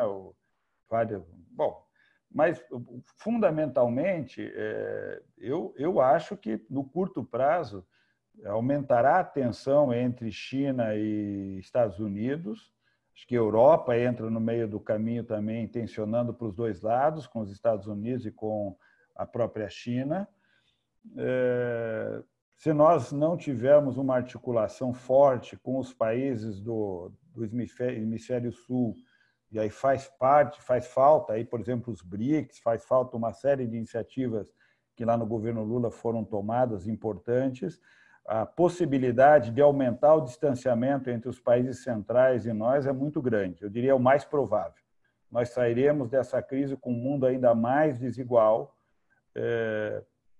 se nós não formos capazes de colocar o problema. Aí, se isto significar, por exemplo, uma reorganização de bases industriais, significa repactuar com a China um monte de coisa, ou seja, a China vai ter que pensar o seu modelo, porque é um modelo até agora estruturado para ser o grande fornecedor mundial de produtos industrializados. Bom, se o mundo vai dizer para a China não vai ser mais exatamente assim, por um lado, nós temos que ter capacidade de resistir, e a China joga pesado.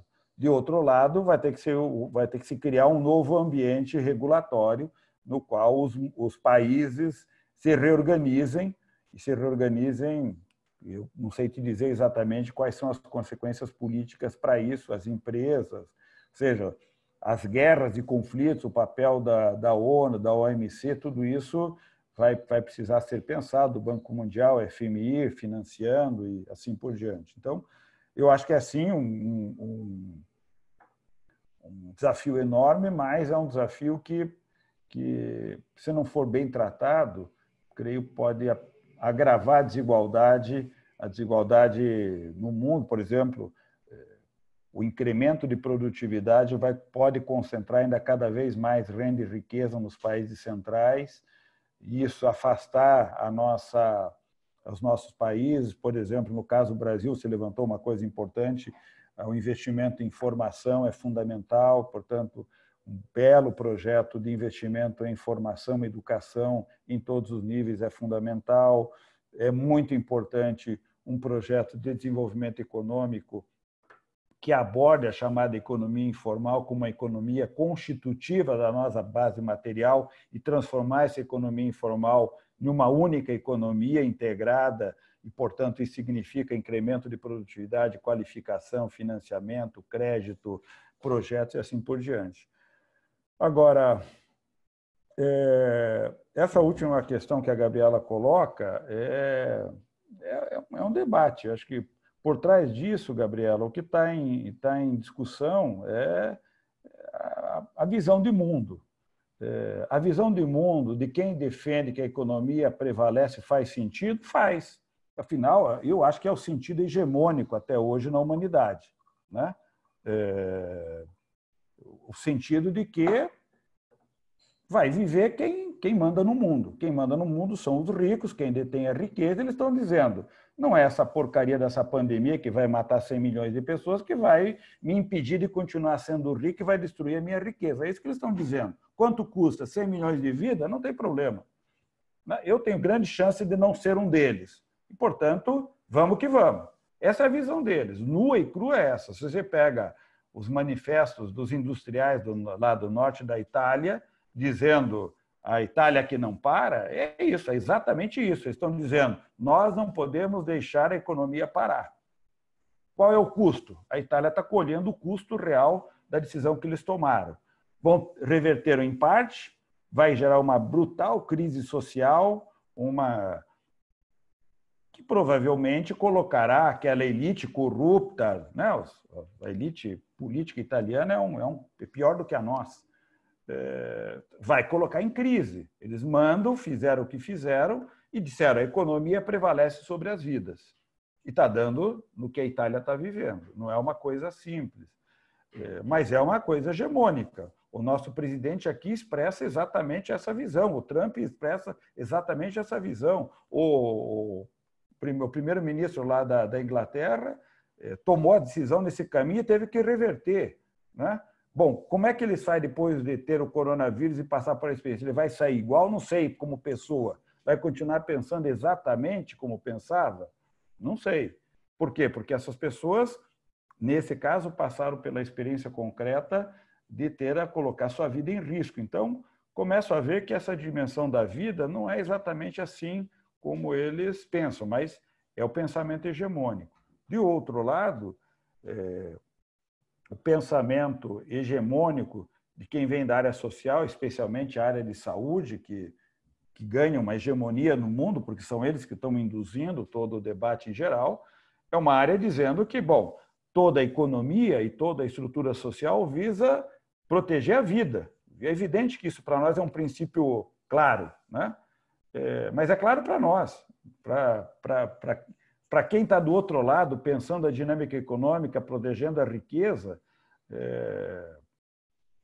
a visão dessas pessoas, para nós, e eu digo isso com muita tranquilidade, é uma visão estúpida, mas o que nós somos no mundo senão estúpidos? Nós só não somos estúpidos quando nós conseguimos organizar processos coletivos. Quando a gente organiza o Estado, as instituições, o sindicato, a gente minimamente cria um ambiente para que, no coletivo, a nossa estupidez individual não vire uma catástrofe absoluta. Mas a vida dessa parcela da população, minoria, extremamente ricos, é a exacerbação da nossa estupidez no geral. Porque não há nada mais estúpido do que a concentração de renda e riqueza vis-à-vis a miséria de 3,5 bilhões de pessoas no planeta. Não faz o menor sentido. Para quem olha da nossa perspectiva, para eles não faz o menor sentido ter 3,5 bilhões de pessoas pobres. Era melhor que eles morressem. E não deixe de acreditar que muitos desses acham que essa pandemia vem para limpar uma parte dos problemas. Isso é a visão humana estúpida, que nós só conseguimos reverter com processos civilizatórios de debate, de discussão pública, das coisas que a gente inventou como a democracia, o respeito, a tolerância. Agora, isso é o nosso processo, né? Então, quando a gente está fazendo esse embate, na verdade, nós estamos voltando para os primórdios da humanização, né? Discutindo as coisas fundamentais, e não é tão simples assim superar esses enfrentamentos. Eles têm manifestações muito brutas, muito rudes, mas eles têm fundamentos que precisam ser trabalhados e que nós, muitas vezes, no campo da esquerda, não temos boas respostas, né?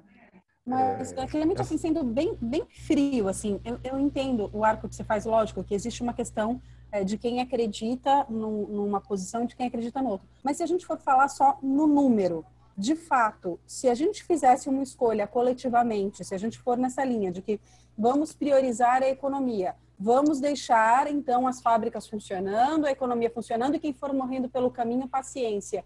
Isso geraria um impacto econômico também grande, uma tragédia econômica? Ou, porque o que eu estou querendo entender é se o argumento deles é um argumento baseado só na sensação da defesa deles, ou se de fato uma economia que está conectada, quando as pessoas começam a morrer aos borbotões, se isso impacta na economia diretamente. A minha pergunta era uma pergunta gelada, tá? Sem paixões. Não, então, mas é evidente que,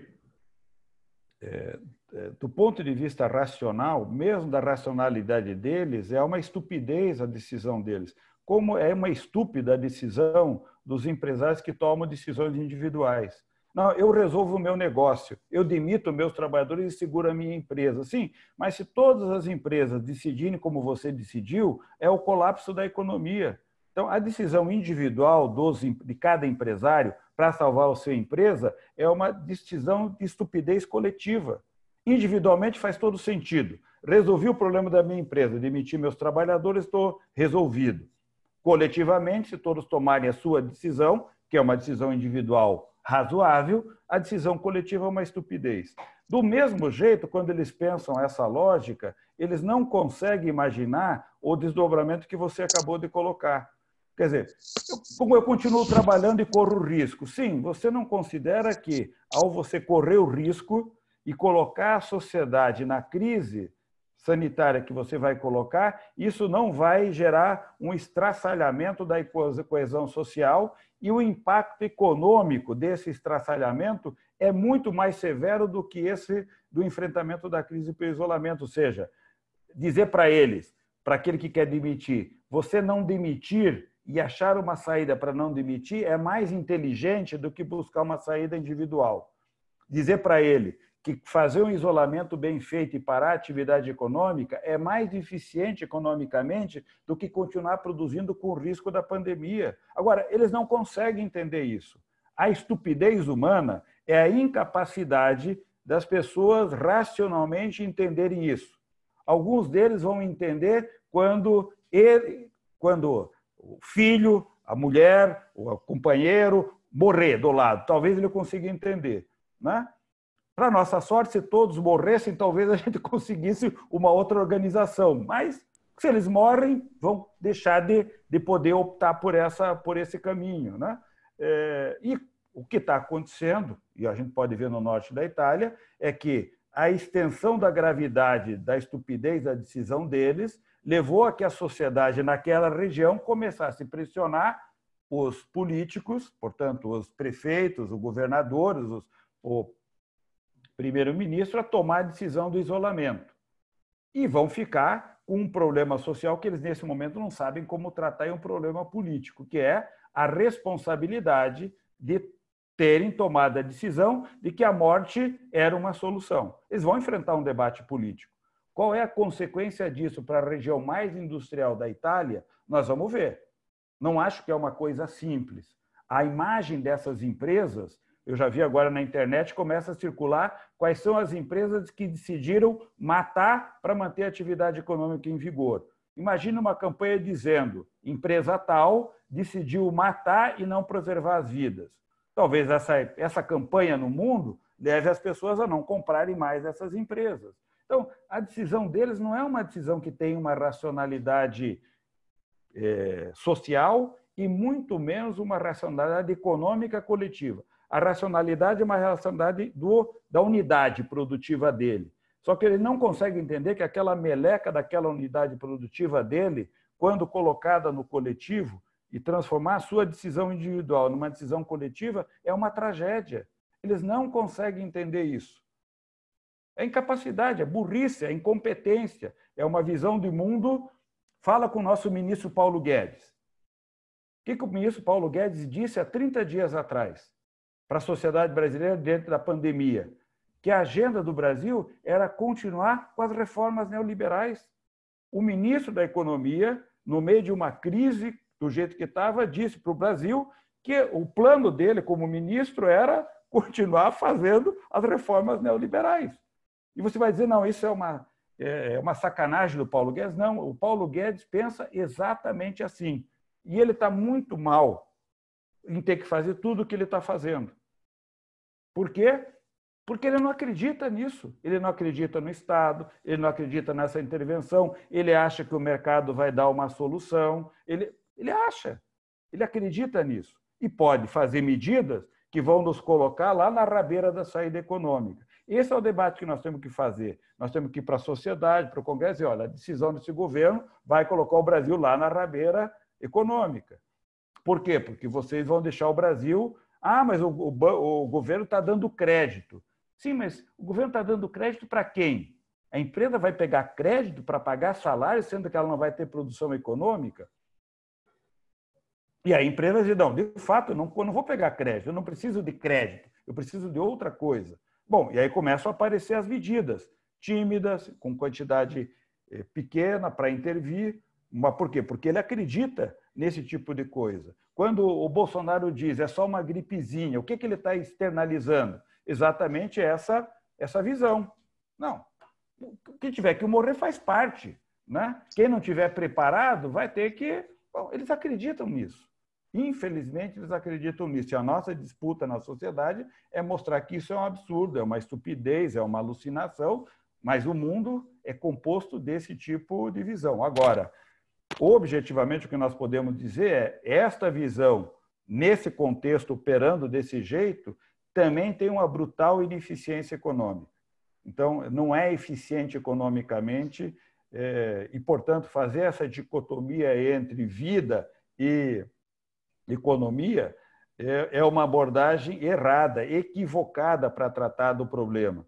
O problema é justamente o contrário, é como que nós organizamos a economia para dar a melhor condição de resistência à vida da sociedade, como nós organizamos a economia para ganhar tempo, para ter as condições de fazer a proteção sanitária, de equipamentos, e como nós organizamos a saída dessa crise economicamente lá na frente, fazendo com que a economia volte a funcionar parcialmente, progressivamente, em um novo ambiente. Isso eu acho que é a inteligência colocada para pensar o mundo para frente. Agora, sejamos claros, essa visão que para a gente muitas vezes é muito óbvia, é vista pelo outro lado com um monte de... Somos tudo fadinha, tudo gente que fica jogando... fazendo lá o papel lá daquela pilim-pim-pim, jogando poeirinha mágica. Acho que nós somos tudo mágico, que o mundo real é outro. Espere já, você já deve estar visto. Leia, se você tiver estômago, leia os 2 artigos do Marcos Lisboa na Folha de São Paulo de domingo passado e domingo retrasado. Leia exatamente o que é um economista que está em um dos principais centros privados de formação e de produção de conhecimento acerca do que são as opções econômicas. Ele está dizendo exatamente isso. Nós temos que fazer o ajuste fiscal, doa o que doer. Ele está dizendo, morram quantos precisarem morrer. Nós não estamos falando de um cara velho, estamos falando de um cara novo, de alguém com uma formação internacional muito grande, em um dos principais centros de produção de conhecimento da elite brasileira. Escreve num jornal com a coragem pública de dizer o que ele diz. Isso é a nossa elite, com quem a gente tem que trabalhar, né? E aí ele não tem dúvida entre a vida e a economia, né? A economia, na visão dele, prevalece. O que a gente tem que dizer para eles é que a tua visão econômica é também uma tragédia. Além de ser uma tragédia social e humanitária, o que é um absurdo, é também uma tragédia econômica que vocês não conseguem entender isso. Mas são estúpidos, eles acreditam nisso. É uma profissão de fé. É difícil falar quando você fala com gente que pensa como se tudo isso fosse uma questão de fé. E não é uma questão de fé, mas é um problema. Um exemplo prático disso foi a versão inicial da MP 927, que trazia a suspensão de salário por 4 meses sem nenhuma compensação do Exato. Estado. Eles acharam... Não, eles acharam, mas isso depois vem... Eu falei com o vice-ministro que trata disso lá no governo. Se vocês falaram isso, eu não estou duvidando que vocês tinham a intenção de colocar o que vinha a seguir. O problema é vocês imaginarem que a sociedade vai aguentar o tempo na incerteza de que ele pode ter o contrato suspenso sem salário. Como é que vocês acham que vocês fazem anúncio desse? Então, eu não estou nem duvidando da intenção de vocês, eu estou dizendo do absurdo de vocês acharem que é possível fazer uma coisa desconectada da outra. Vocês têm que comunicar uma única coisa. O seu emprego está garantido e, para a empresa, o recurso para pagar o salário desse trabalhador está garantido. Vocês têm que dar tranquilidade para o trabalhador e para a empresa. Ah, pois mas a gente não pensou... 2 dias para dizer isso, doutor. Exatamente. Então, mas foram 2 dias depois, 48 horas depois, é que eles foram dizer essa segunda parte. Mas aí o que você olha, conversando... Depois da reação da sociedade. Na cabeça deles, essas coisas não estão conectadas. A cabeça deles não está preparada para apresentar o que eles apresentaram. Eles nunca foram preparados para pensar um programa de intervenção econômica com o fim da proteção social. É o contrário, eles estão dizendo a sociedade que se organize para produzir a economia que é possível. Nós estamos dizendo o contrário. A economia se organiza para produzir a proteção social. Na cabeça deles isso não entra. é uma reconversão que eu não sei se a gente consegue fazer. Né? Eles não pensam assim. Então, eles propõem as coisas tudo daquele jeitão. Né? É um jeito aqui, você vê que é um jeito de tentar achar uma saída sem abrir mão dos valores que é a iniciativa privada, o mercado, o Estado mínimo, o ajuste fiscal. O tempo todo eles estão com essa coisa na cabeça. E nós estamos dizendo, esquece ajuste fiscal, esquece economia desse jeito, a economia vai ter que ter de outro jeito. Mas não entra na cabeça deles, é difícil. E do Rodrigo Maia é uma coisa parecida, gente. O Rodrigo Maia fala também com mais um pouco de... tem uma dimensão social um pouquinho mais elaborada, mas do ponto de vista econômico, tanto é que a medida 95 foi andou por quê? Porque a medida 905, a carteira verde e amarela não é a questão. O que está na medida 905 é um conjunto de outras mudanças que interessa a economia. Os bancos estão querendo muito a medida 905 porque eles vão ter uma solução de um problema tributário monumental com a PLR. Os bancos querem mais segurança para evitar as empresas multas. Eles querem solução... Bom, tem uma meia dúzia de soluções que para eles é fundamental. A carteira verde e amarela nesse momento, é um detalhe. Pode ser bem usado lá na frente por eles, mas nesse momento não é. Eles estão desesperados para ter a 905 aprovada, porque eles querem ver aquela segurança de todos os passivos que eles têm resolvido, e é o que a medida provisória 905 resolve. Acho que um erro nosso é achar que o objetivo deles é ferrar os trabalhadores. É também, mas o objetivo central não é a carteira verde e amarela. O objetivo central está na liberação de todos os passivos que as empresas e o sistema financeiro têm com a União e que a medida libera. Portanto, eles querem aprovar para ter isso resolvido.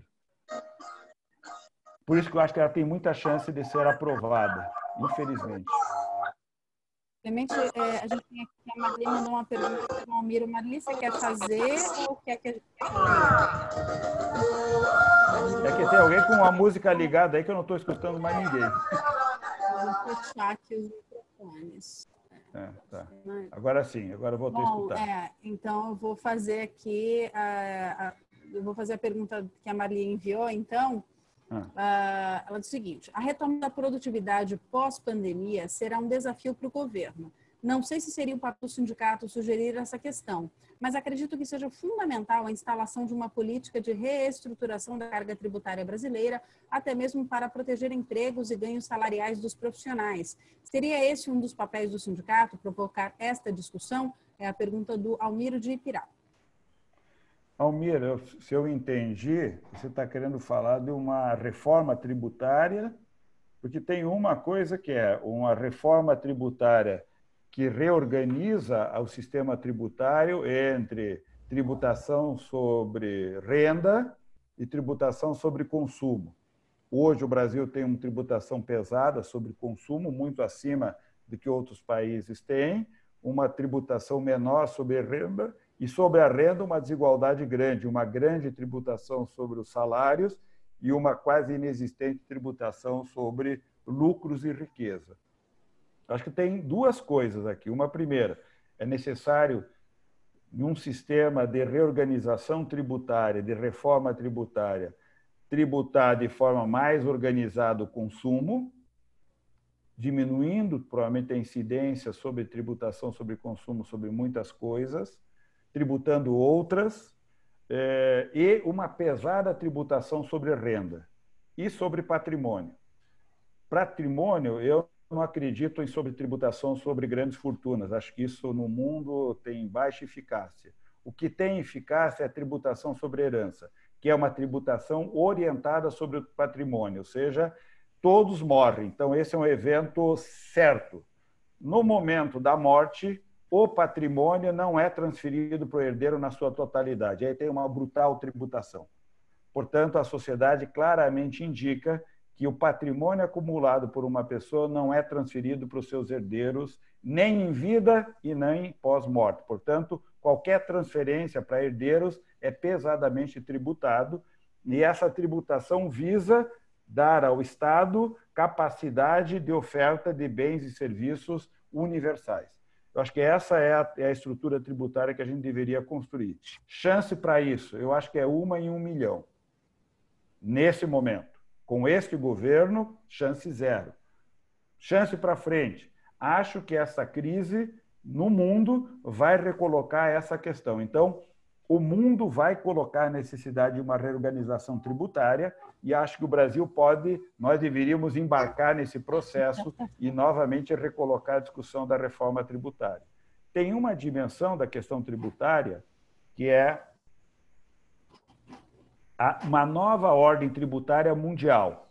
Na medida em que os fluxos de renda e riqueza num planeta circulam da velocidade e com a flexibilidade que se tem hoje, é necessário se ter uma ordem mundial de tributação, de um lado, sobre os paraísos fiscais, acabar com os paraísos fiscais, o que significa uma intervenção pesada, e uma forma de tributação sobre todos os fluxos de renda e de riqueza. Isso significa uma ordem tributária internacional que não existe hoje. Então, é uma criação que, creio eu, também, e isso está em processo acelerado, provavelmente criando, inclusive, outras coisas, até uma moeda única, base para fazer uma série de fluxos, sair do padrão dólar. Bom, tem várias coisas aí no meio que podem fazer parte de uma agenda. E tem uma outra dimensão que eu posso deduzir da tua pergunta, que é esta carga tributária oferecida ao Estado, ela repercute em que alocação orçamentária, ou seja, esse recurso é alocado para executar as políticas públicas com que finalidade, quanto para a saúde, quanto para a educação, quanto para cada coisa dessas, e com que finalidades alocativas, por exemplo, quanto desta política é executada pelo município, quanto pelo Estado, quanto pela União, e, portanto, como que se distribuem as responsabilidades e as atribuições por arrecadar e por alocar o recurso para fazer acontecer. Ou seja, se o sistema de saúde é executado pelos municípios, como que uma arrecadação central distribui recursos para que os municípios façam uma política de saúde com diretrizes e com princípios, com política, com gestão padronizada ou não. Bom, aí tem várias dimensões para serem formuladas. As duas coisas são necessárias hoje no Brasil. É necessário uma reforma tributária e é necessário o que se chama, no geral, no debate político, uma repactuação do chamado Pacto Federativo. É necessário que se rediscutam as alocações e competências por arrecadar e as alocações dos recursos para executar segundo as atribuições de cada ente. Isso está mal distribuído. Desde 88, a Constituição veio sendo reformulada, mudanças foram feitas, ajustes deixaram de ser feitos ou foram feitos fazendo puxadinho aí na Constituição. Isso está gerando distorções graves e que precisa ser refeita. Não é simples, porque isso significa tirar recurso de alguém, colocar para alguém, algum ente vai arrecadar menos, outro vai arrecadar mais, algum ente vai passar a assumir responsabilidade que não estava assumindo antes. Não é uma discussão fácil, como não vai ser uma discussão fácil a discussão da reforma tributária. Todo mundo concorda com a reforma tributária, desde que pague menos imposto. Como não é necessariamente assim, dependendo da reforma, todos pagarão mais impostos, dependendo, alguns pagarão um pouco menos, outros pagarão muito mais. E aí isso não dá acordo. Isso, na verdade, significa, de alguma forma, ter uma capacidade de impor uma decisão para uma parcela da sociedade e, objetivamente, a reforma que, se for feita, implicaria em colocar mais tributação sobre os ricos. São eles que elegem deputados, senadores e governos, e eles não estão dispostos a colocarem mais grana nesse jogo. Pelo contrário, tudo que eles têm feito é para garantir que o Estado, sendo menor, não haja nenhuma pressão para aumentar a tributação sobre os ricos. Eles estão ganhando esse debate nesse momento e a gente tem que considerar isso, que nós estamos perdendo.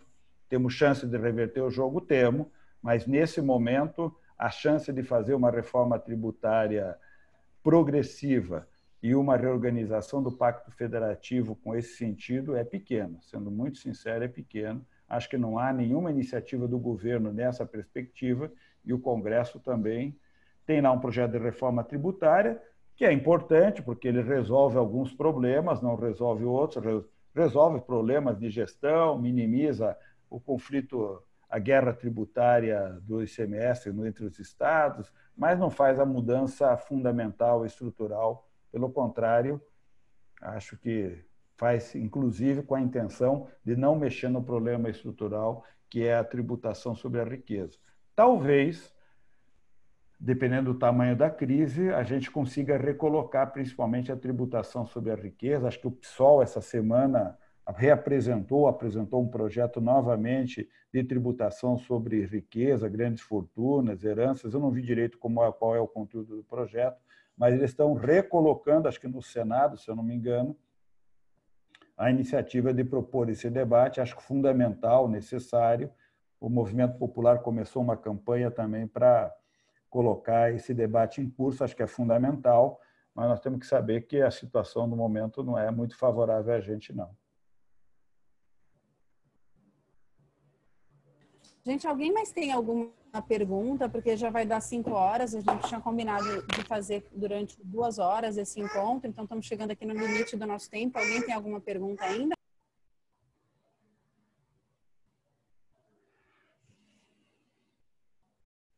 Mais alguém aí, Gabi? Tem mais alguém? Então, Acredito assim, que não. Então, eu queria agradecer mais uma vez a todos que vieram para essa videoconferência e especialmente agradecer a Clemente por se disponibilizar seu tempo, que eu sei que é corrido aí. Clemente saiu agora da direção técnica do Diese, mas assumiu aí várias outras tarefas aí na nossa luta aí para colocar os debates que interessam aos trabalhadores na ordem do dia. Queria agradecer novamente e esperar que em outra oportunidade a gente possa contar com a sua participação em outros eventos, tomara que presencialmente. Ótimo. Eu agradeço também a oportunidade, Moacir, a Gabriela que coordenou. Coloco à disposição de vocês. O Moacir tem meus contatos, celular e o e-mail, podem distribuir. Eu voltei essa semana, eu volto a escrever, eu me coloquei em uma quarentena ao sair da direção técnica, de parar de escrever durante 60 dias e também de não fazer atendimento à imprensa para que a nova equipe lá assumisse a representação. E eu estou voltando a escrever agora, então vou disponibilizar o material. Tem um blogzinho lá, se vocês quiserem, está com material, com os artigos, com indicação de leitura e tal. Só digitar o meu nome, blog do Clemente Lúcio. Eu estou colocando lá o material aberto à disposição de vocês, quem quiser. O Moacir depois pode disponibilizar meu endereço eletrônico, precisar de material, questões, ajuda, estou à disposição de vocês. Desejo um bom trabalho, temos muita luta pela frente e vamos junto. Gente, agradeço também a todo mundo. A gente deve fazer outros encontros, esperamos todos vocês. E vamos também, daqui a pouco, né? A gente leva um tempinho para baixar o vídeo, subir, mas ele também vai estar disponível no YouTube. Se vocês quiserem compartilhar a íntegra desse material com pessoas que não puderam participar, também vai ficar disponível. Vai estar lá no site do sindicato a chamadinha, tá bom? Obrigada, gente. Até mais. Valeu!